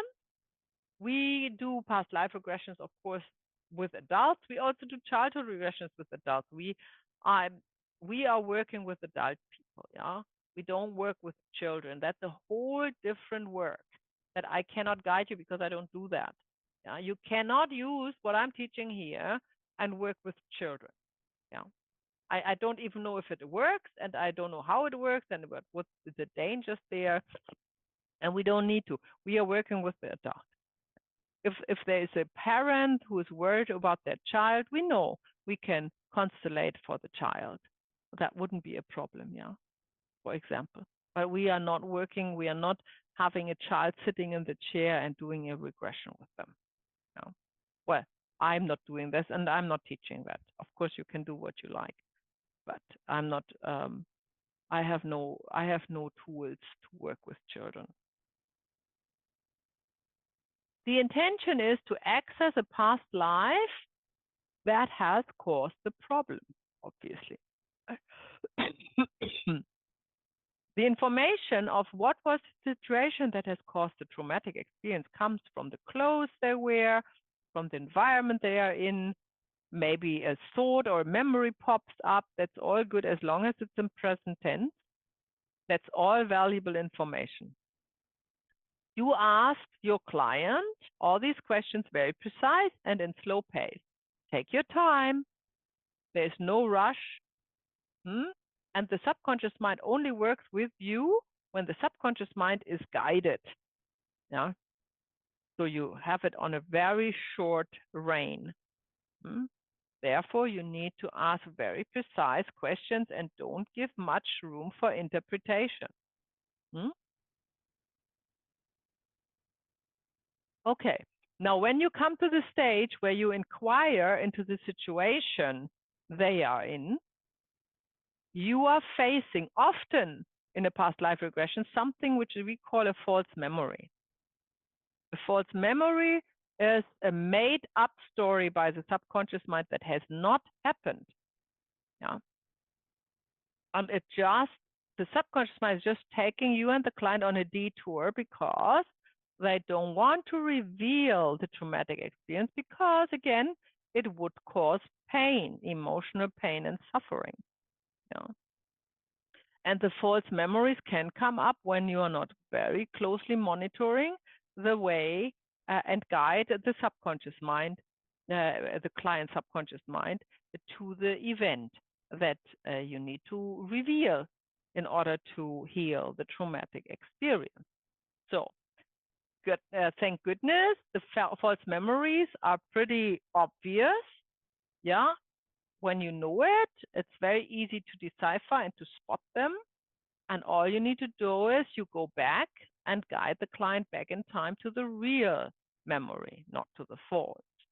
However, if a false memory goes undetected and you think it's a traumatic experience, then it won't yield any results for your client. Yeah, you would just try to fix something that cannot be fixed, and there's no need to fix because it never happened to start with. Yeah, and the traumatic experience is still hiding, and still, of course, they are causing problems. So, what are these false memories? First of all, 80% of the past life experiences are to start with false memories. So you need to be aware that this will happen to you, yeah, more often than you think. So you are really on the hunt here when you come to the stage where the client established the scene. That's all you do is you only look for signs of a false memory, yeah, and only if you can for sure say that's not a false memory, then you go ahead. So, example for typical false memory is the client is a poor little girl, clothed in rags, locked up in a dark room in a dungeon in the medieval fortress. Yeah, that is a typical false memory. It is most likely not why the client is traumatized. Yeah, and if this comes up, 100% to be dismissed as a false memory, and you have to go back in time again, because the traumatic experience are very real life situations. Yeah, very real life situations that happen on a day-to-day basis, and not this extraordinary poor little pity me stories that are coming up there. Yeah, the opposite is the case as well. I had that once. I was surprised myself that the client sees himself as a princess riding a camel, wearing jewels. Like, you know, it's completely extraordinary and extravagant, and he was very happy to see that. And then I realized, no, that's a false memory. There's nothing to do with the traumatic experience. This could be both sides. It will be so extraordinary that you need to be suspicious. Yeah, you need to be suspicious.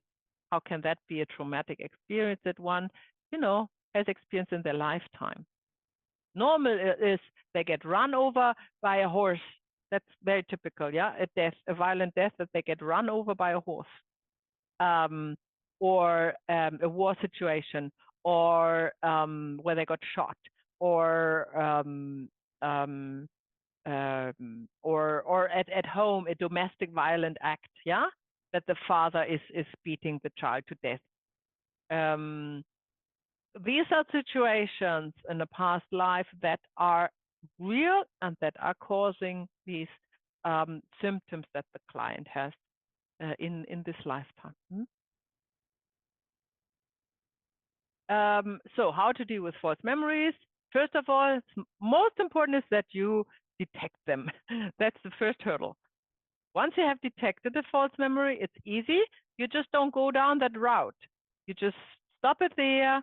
You take your client back and say, now we leave this here. That's not where we need to go. We will go now to the real traumatic experience. Yeah, that's all you do. So you forget about it, you don't refer to it anymore, and you take your client further away from that to the time where this real traumatic experience happened. So the releasing attached spirit, we've been through that in the first part of module 4, so we don't need to go there in greater detail. I want to come to the past life regression and demonstrate it to you rather.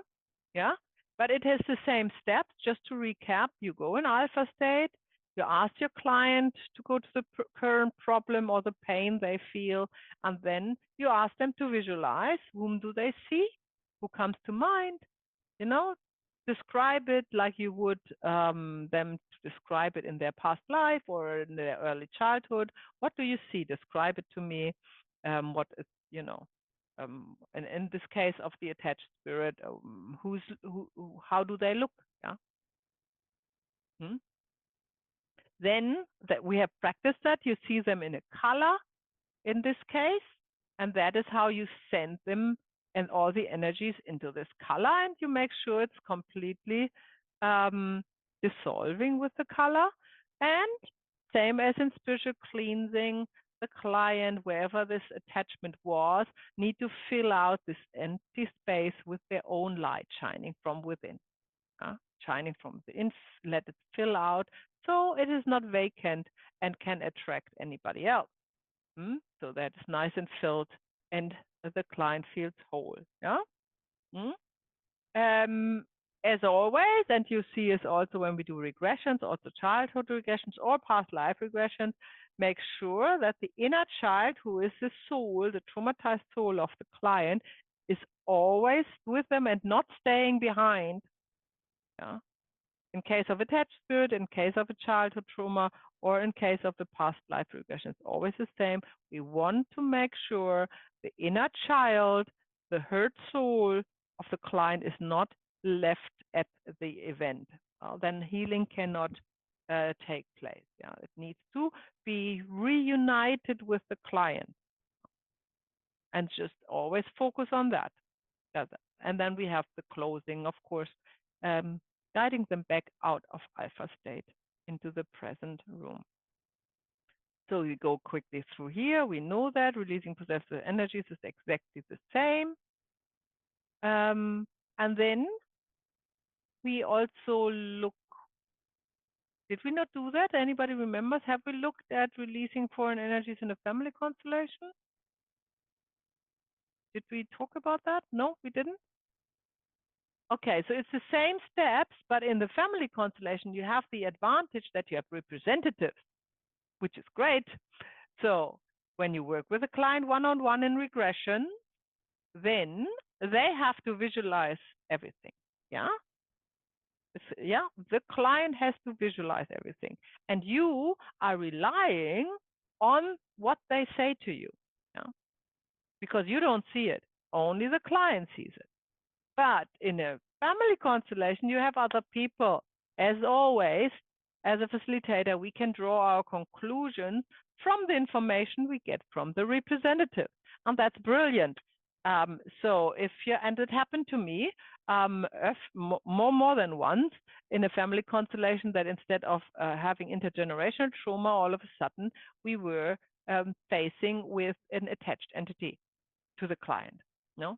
And the good news is, if the attached entity is represented by somebody and the color that they go to in the astral is also representative, then we can use the methods of family constellation to release these energies. That's brilliant, because we see the attached entity represented by somebody and allow them to realize that they have to go home to their color, which is another representative, and we can physically guide them to reunite with the color and leave the room, basically. That is when it dissolves.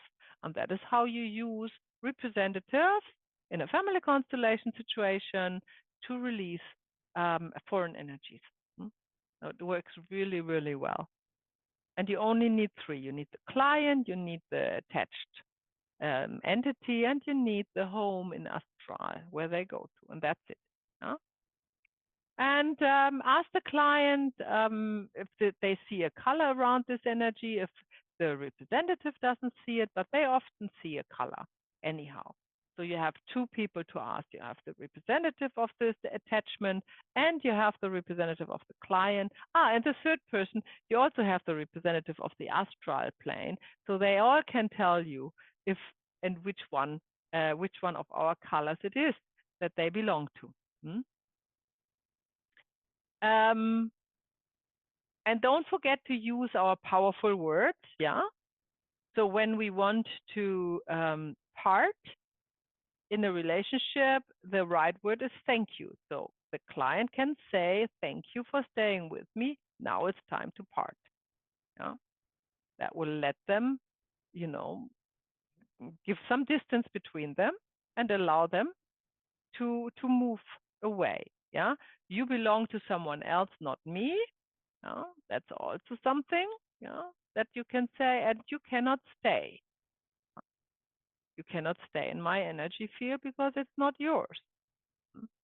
And then you always point to the other, the third representative, who is the color they are representing in astral that they belong to and that they should go to.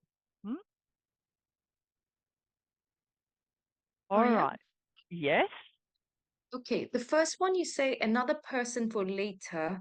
I mean the first sentence. So another person for later would be? That would Just be for the me to home in clarify. astral. Oh, so is that the third fifth person. one? Yeah. The third representative. Yeah. So they are representing their home in astral where they have to go to. Yeah.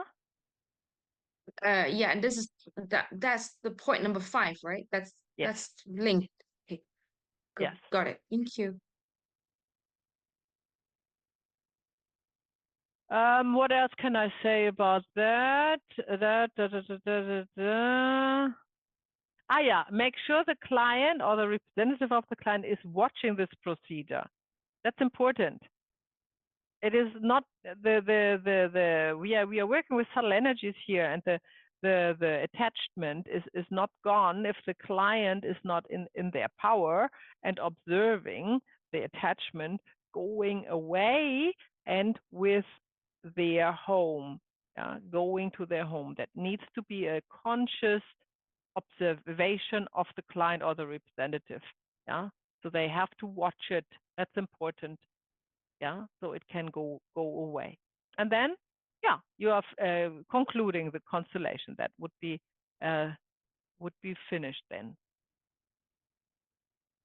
So, okay, here we are. We come to the practical aspect of it all. Yes, Katharina? Maya, I just want to check something. Like, I don't, yes. Remember when we went to your place for the family constellation and I had my friend there, Mohi?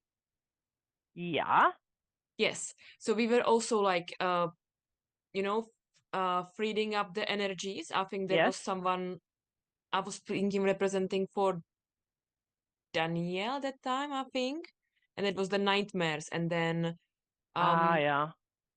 and then we sent someone away. Yeah.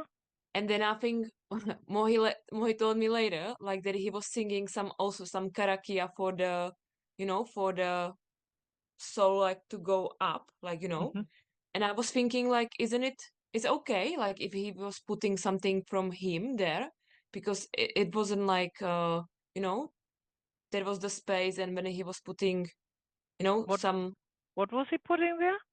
Like he was when the soul was coming out, like sending the, so he was like, singing some Maori probably stuff to it, like for, to let it out. So is it okay if he was like using his stuff to for that process? Yeah. As long as it's positive. Okay. Yeah. And supportive. Yeah, certainly. Yeah, no problem. Yeah. Definitely, no problem.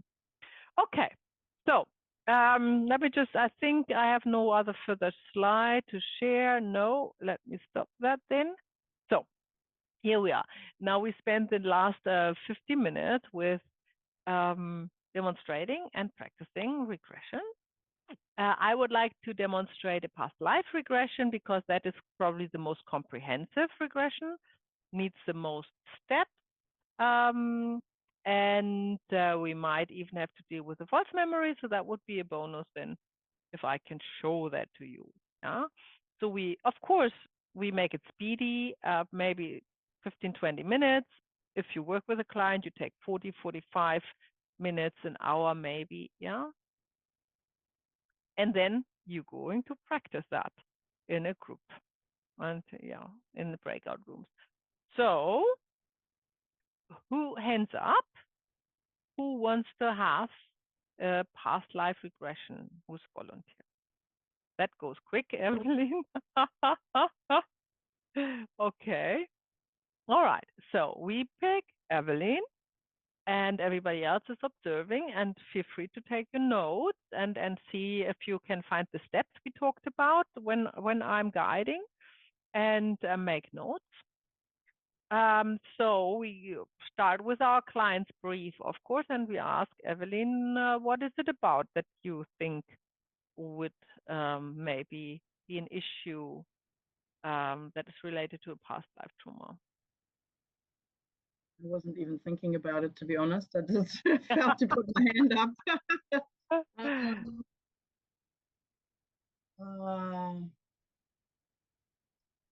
I don't know. I don't really have an issue right now that I can think of. I don't know if something like what we talked about before, that you know, being in a new, maybe a new family system now, like not feeling like that, like I'm not that attached to my family as such.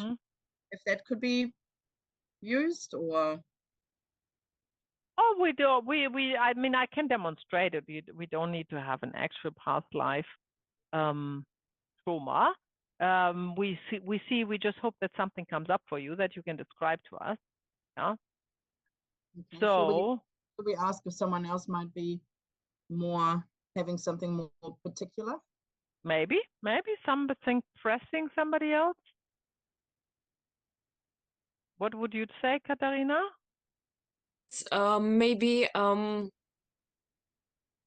think I already experienced in past life. It just maybe it could be my mind that, you know, when my husband cheating on me, and I think I already experienced it from different point. That probably, yeah, because once I had some healing, and the healer said like I already been cheated with in past life with my brother and my wife, kind of, when I was a man. So I'm thinking if I brought it to this life, and there was like they just swapped So the the roles. issue is that you've been cheated on? Yes. And how does that make you feel? Very sad and in pain, but yeah. Okay. Yeah, well, we I think Evelyn can have this experience because I had yesterday turn, so I don't mind. it was Whatever just is more useful for the practicing. I just don't want to then, you know, I want everyone to have that experience of experience something. So it's not about me, but you know. Right. Let's ask further. Is there any issue that you have? It doesn't need that you know it's from a past life. It's like any issue that you have, a physical, an emotional issue that will, you know, we see if it takes us into a past life. Is there anything? Well, my back pain and the prolapsed discs we worked on once before. I think I've had a couple of prolapsed discs and numbness down my left leg, and muscular atrophy because of it, and that that could be something that's happened a few times in my life, and it was excruciating and quite a horrible experience. I don't know if that could be. Okay. Well, we take it. We take it and we see. Because that would be something a client would say, no, I have this pain, I tried everything, I can't get to the bottom of it, and I wonder whether we can explore that in a regression that is related to a past life. So, yeah. Past life regressions are often the last resort, yeah? That happens often, that the clients do everything else before, maybe including family constellation, and nothing really nails it. And then they come and might think past life would be a good idea to look at. Okay, so we take that anyhow. So Evelyn, and we will speed it up. So even if you're not completely immersed in alpha state, we still go there. And all right, so we start with guiding the client into alpha state. That we require them to be completely relaxed. Evelyn, you relax your shoulders. You relax your jaw, your eyelids. You keep your eyes closed at all times. And you focus on your breath, inhaling and exhaling through the nostrils. With every breath, you feel more relaxed. With every breath, you can relax deeper and deeper. Your eyelids are heavy. You let go of any thoughts, any worries or excitement.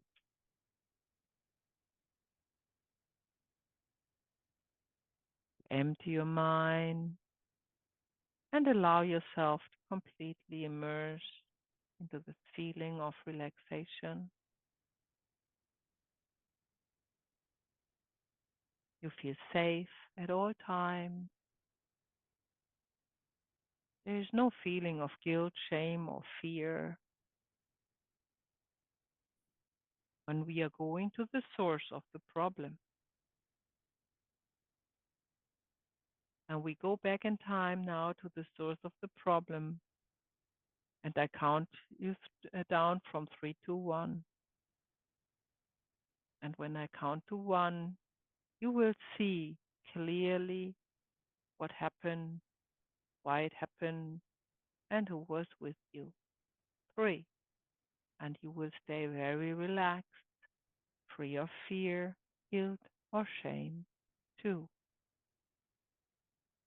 And you will be able to see everything that has caused your problem in great detail. 1.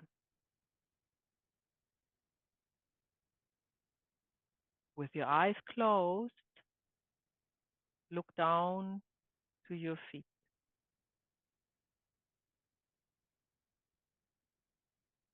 What do you wear? Barefoot. Are the feet small or big? No, they're very big. Are these male or female feet? Male. Are they clean or dirty? Dirty. Are they full of hair or not? Bit of hair.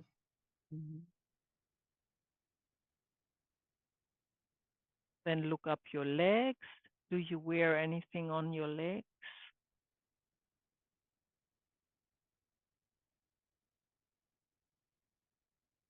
It's like a skin around my hips. Okay. Are these legs muscular or skinny? Muscular.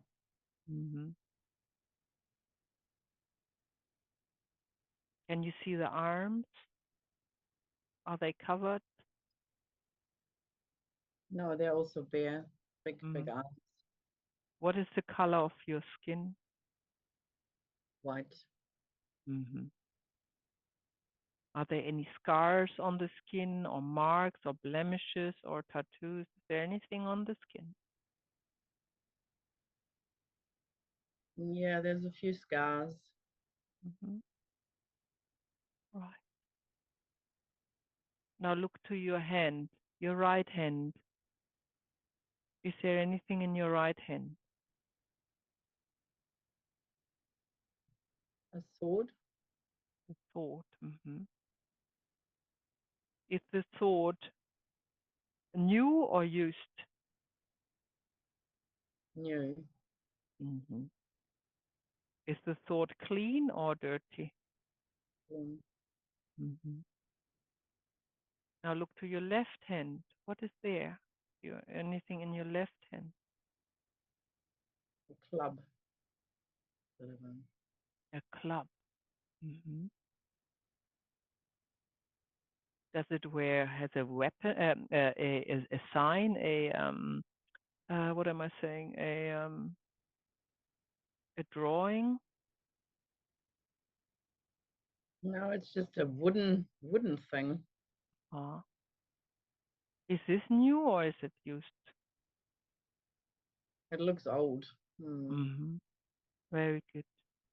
All right. Now look to the face. Can you see your face? Mm-hmm. What is the facial expression?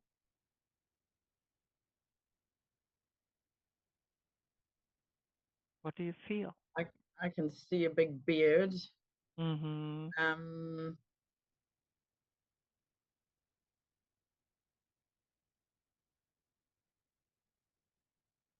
Okay. I feel What do you feel? Are you it's a sternness. stern? Mm-hmm. Are you feel agitated or relaxed? No, I'm sort of alert, sort of ready to fight. This is like Okay. it's a bit like a Viking sort of Yeah. feeling. Very good. Excellent. Very good. Now look around you. What is the environment you are in? What do you see? It's a battlefield. Okay.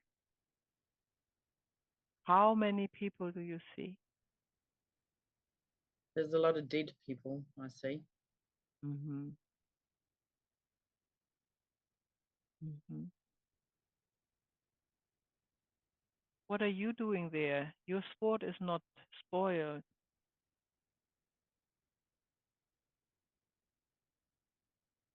Yeah, I must have arrived later. Uh-huh.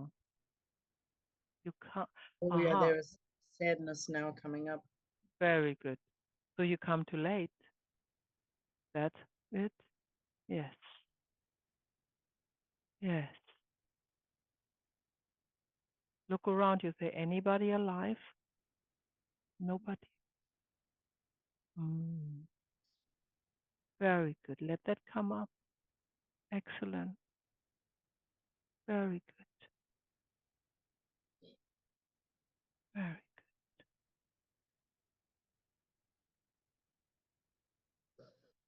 What do you want to do now? I just want to lay down and die as well. Mm. Yeah.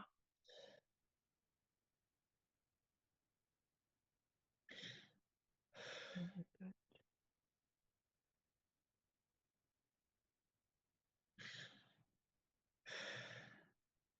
Excellent.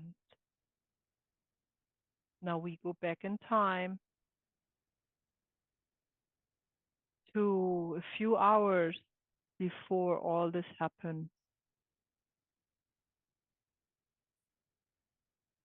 And when I count to one, you see the situation exactly how it is before all these people died. 3. And you can report in great detail what has happened. 2. And you are there at the right time, the right place, just in time. 1.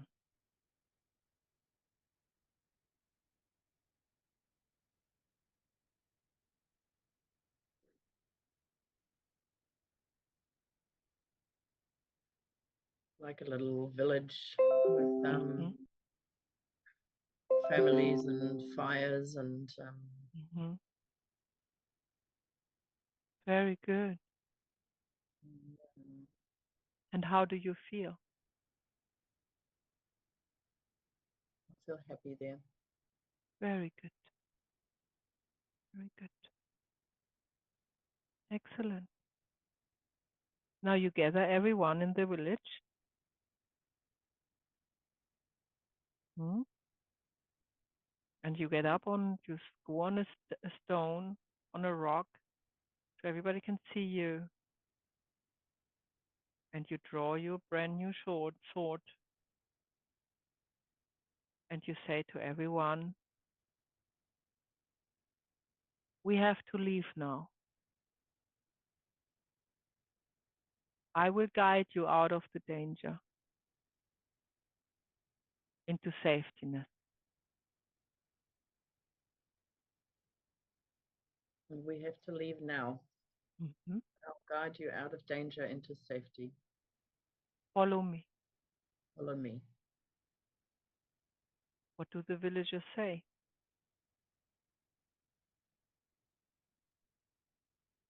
There's a bit of panic. Hmm? But yeah, they do gather They some do. stuff. Very good. Excellent. Now you see how they gather the stuff. You gather your stuff too. You take your loved ones by your hands and say to everyone, let's go now. Let's go now. And you walk them out of the village into a forest.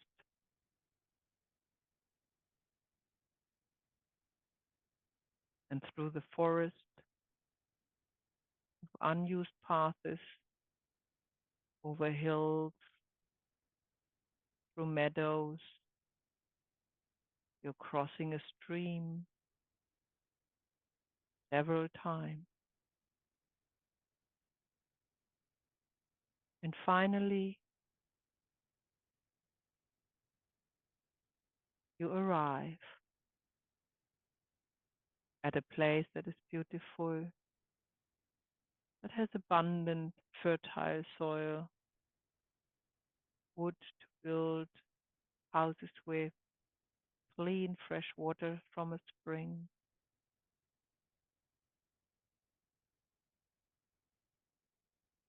And you say to the villagers, here is our new home. Here's our new home. Here are we all safe. We are all safe here. How do you feel? Yeah, feels okay. How's everybody else feeling around you? I'm exhausted, but yeah, okay. Safe. Very good. Excellent. All right.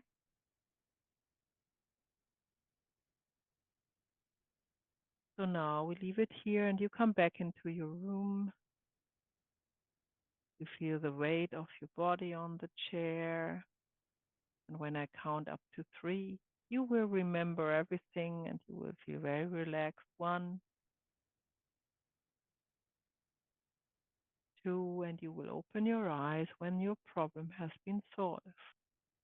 3.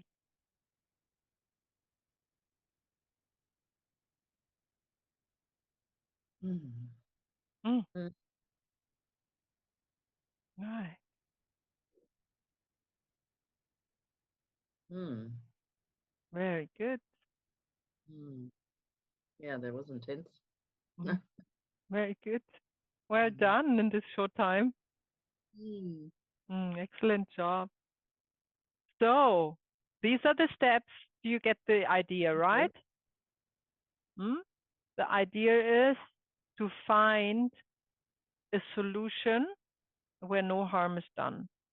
Override this memory from the trauma with the loving, safe memory of safetyness.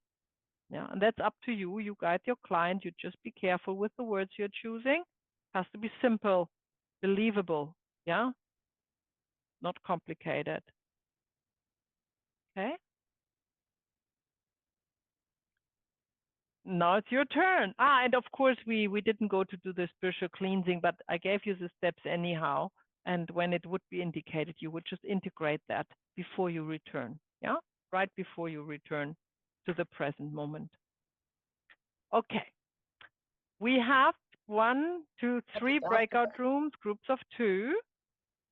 And you have each, let me just check, You have each 10 minutes, and of course that's not much time. You don't need to go through the whole regression. As always, you just go as far as you can go in that time. Yeah. Okay. And after 10 minutes, you're going to swap. I will announce that to you. Yeah. So you stop wherever you are, and then the other one has a go. Yeah. Okay. What was the cleansing again? With light. In case of abuse or horror, mainly sexual abuse with children, is normally indicated that they are taken out of the situation and clean themselves under a shower of light and get dressed in white clothes and feel clean and not dirty anymore. Yeah? Okay, very good. So I get you into, remind me, who was not in a breakout room with somebody else this module? Do you remember? Can you give me a tip here? I haven't been with Jessica. You haven't been with Jessica, okay? Very good. And then we have you and Jessica, and then we have Evelyn. Have you been with everyone already? Not sure. Have we not been, Catherine? No. Okay. And Virna and Katharina? No, this module. Is that good? Okay, I'll do that. Okay.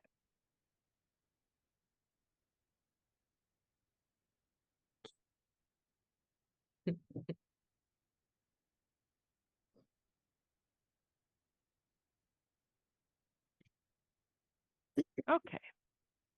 Here we go. Where's your partner? Ah, here she goes. Very I good. was using past tense, Maya. I was like, oh no. Really? Very good. Jessica was closing her eyes. Oh my gosh.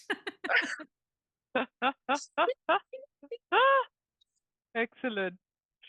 Well, we are missing a group. Wonder where they are.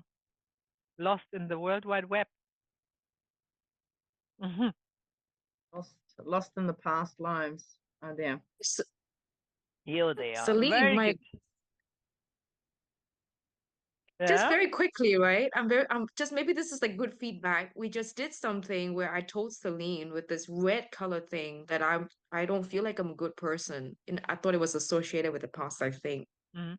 And guess what? My client just texted me saying, I've come to a realization that I'm not a good person. I pretend to be one, but I'm not. I'm like, that was what we released. Here we go. The foreign energy. Oh my God.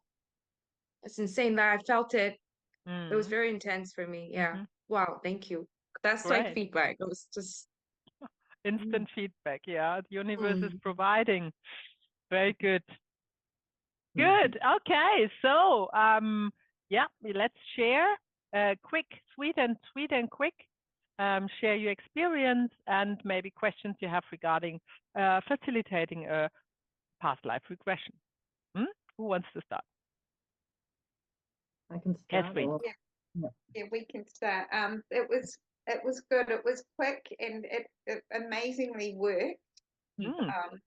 And yeah, it's really good to practice, to just see, like, I immediately forgot, now do I count 3, 2, 1 or 1, 2, 3, and just little things like that, like, oh, I'm going too fast. And, yeah. Well, so when you say that worked very well, what worked very well? Well, the one Evelyn talked me into, just very, I got there, I sort of went out a wee bit, but went back in and saw my feet and was able to contact myself as a little one and get the love I needed to heal that little bit. Yeah. Good. Yeah. Great. So Excellent. And was it Evelyn then with you? Yeah. yeah. Is still Catherine to share or me? No, you go, Evelyn. Oh, me. Okay, sorry. I had the feeling first when I was guiding Catherine, and that the mind was still a little bit involved. That there was some of the false memories, as you were explaining, because first it was one thing, and then maybe there was another thing or something. So I sort of started, okay, let's just go back to breathing deep, and then it was a different scenario with the whole family there, wasn't it? Right. So I felt it was a little bit and then I felt a little bit lost of what to do with the scenario, but I actually figured in the end that it's more about letting it happen, rather than trying to guide too much or something. I just ended up, I felt like I was doing more of a constellation of sort of saying like, oh, please, or come towards me, and that, and just sort of re-establishing the flow of love somehow, and it seemed to work in the end. Good. Well, these things are fluid, and you always be open to be up for a surprise. Yep, and don't hold on to your original plans. If it turns out to be more a family dynamic, then go with it. Definitely. Good choice. Yeah. Well done. Yeah. It's a bit hard to know where to take it, but it's good to practice. Yeah. Yeah. Very good. For me, it went quite quick as well, with Catherine guiding me through. So it was lovely. Yeah. Very good. Okay, who's next? Virna? Yes, I was with Katerina, and I guided her first, and then she guided me, and I it was like the same, like, how do we start? And but taking it slowly and then fixing things on the way according to the feedback of what she was telling me, and then, oh, what do I do, and how do I guide her, and how do we wrap up this quickly, when the time finished, that my client was okay, because this is intense. Good. So you had the feeling that you were able to guide her, yeah? Yes. Good. That's all you need to know. Intense. Yeah. Yeah. That we needed more time. Sure. You can always continue practicing, of course, with your partners on WhatsApp or whatnot, Zoom. Okay, Katharina, how was it for you? When I was guiding Virna, there was the scenario. Can I say it, Virna? Yeah. It was her. She felt like 9, 10, and then there was the man across her, but she felt from beginning okay, but then she felt like a little bit freeze, and I really didn't know what is like this behind. So I just invite like all the Virna to come there, and then say like, you are okay, you are safe. You can just express your emotion. I will be, the Virna will look after it. And then I send the men away. I said like to big Virna to tell like, it's better if you go. But I'm not sure if the man who was there, what was happening there. So I don't know if I did it right or not. Sounds right to me. Yeah, good job. And when Virna guided me, that was from fear, because I didn't see my feet, and I just really saw like old pictures, like would be like for example, from the time like my grandma or something, like they are at the school, it's a class school, and they the old benches, and at the class, and the kids, and then I imagine like it was me when I was closing eyes, it was me like walking home. And suddenly I just didn't want to go home. And it was like, no, I don't want to go home. I don't want to go there. And it was suddenly this huge fear, and all my belly was like, tucked in. And then Virna guided me into the clouds. And she washed me. And then, no, like my older self washed me. And then she brought me back to my heart. And it was so powerful. Like, no, I really didn't want to go home. And sometimes, I think it happened a couple of years ago when I supposed to go home. And I just had the feeling, no, I don't want to go home. And from no reason, I had the feeling I don't want to go home, Mm-hmm. and Yeah. for no reason. Yeah. Well, there's a reason, but you didn't know it. Yes, But yes, it's interesting. Like now Yeah. it's making sense a little bit. Mhm. It's just wow. Very good. Thank you. Excellent. Good job. Very good, everyone. And Jessica and Celine, how did your group go?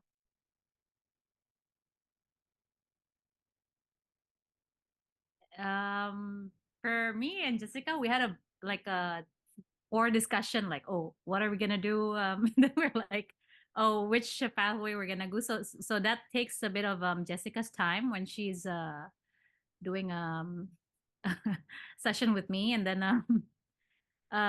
so it was more energy on her part. But for me, sorry, for me when I was doing Jessica, it was anger. And then yeah, so when it was going, I'm a bit unsure whether she is in alpha state, because she was saying something like my thought is, right? So Okay. I want to ask Maya if a client say my thought is, or not was, yeah, my thought is it in an alpha state? Because alpha state is more to like removing the thoughts. Yes So and no. So right. information can come in form of thoughts. Okay. So yeah, and then But if they are surprising, if they are unusual, if they are not the thoughts they had before, if it's a thought of something that you wouldn't expect or your client, then it is most likely an information from the field. If it's the same thoughts that are relating to the topic you were talking about, then they are probably not in alpha state yet. Then there's the environment that she's in, and then there's the energy, and then I ask whether the energy and the environment has a connection. There's none. So then I was like, maybe I should focus on the energy more. And then I tried using the like, okay, where is the energy at? Where is it manifesting in your body parts? And then we're making a safe space for the energy, and then creating a door. And then I was asking more to like, did you see the door? Where is the door at? Did How you work close? with the color? Yeah, the color of the energy, like Good. how close is the door? And then okay, take a step towards the door. How are you feeling more towards that? So not really sure where it's going. And then along the line when I was guiding her, I was using some like past tense, which was like, oh shit. I was like, well, that's why you practice, of course. So you are ending up releasing a foreign energy, as I understand from Jessica. That just remember requires not her to step towards the door, just the energy, yeah. Yeah, she's so not. I'm using a word of it's time to go home. Yeah. Yeah, go to your home right now. Then Yeah. I was asking her how the energy goes. Yeah, so that's Good. what happened. Excellent. Yeah, very good. Very good. When she asked me to step towards the door, I felt a little relief. Is that still fine? No, you wouldn't go towards the door because you want the energy to go through the door, and you don't want to be with it. Did you take a step to the door? You want to stay. You want to stay where you are. Right, right. Because after that, the color vanished into like, but I felt relief though. Yeah. But I mean, but it's more like I know I did feel like this discomfort. I mean, not like the stomach hollowness or like even a bit of pain, but at least the intensity wasn't there. I mean, I wasn't sure, but I thought it was very interesting. Yeah, very good. Well done. Good job. Anything else to add, or shall we round it up here? Was a long day. I think that's that. I mean, for Celine, it's also releasing the same more so of energy of control, releasing that to the blue. Yeah, we didn't get to complete it, and then she just have to snap out of it. That was the whole thing. Yeah. It still works. It still works. Yeah. Very good. Practice some other time then. Yeah, exactly. Okay, very good. Katharina? I just wanted to say thank you for this module because it was, I think you level it up like for another, yes, very beneficial for me, like with the birth yesterday and then today with the regression. Yes, thank you very much for discovering the other parts as well. Yeah. Thank you for your feedback, Katharina. It's really my pleasure to pass that on, what I have learned and what I use in 2 decades now successfully. And that's about it. You don't need to know more. The rest is practice, practice, practice, practice, practice, and don't shy away to practice. Practice with your mirror, practice with a pillow, practice with a friend or family member, practice in the practice group, of course, yeah. Don't forget about our practice workshops and observe where you see all these dynamics and workings when I, for example, work in open workshops. And this is how you learn. This is how this all becomes your own experience and not only teaching content. Yeah. Well, I'm very grateful for you. That you have been on this journey, a little bit outside of family constellation, but not completely unrelated, obviously, and very beneficial for your own life and when you help others, for sure. Yeah. Okay. Well, I'm looking forward to see you all again. I wish you a lovely rest of the day and the evening. And next weekend is an open workshop, so I hope I'm gonna see you there. Okay. Thank you. Bye.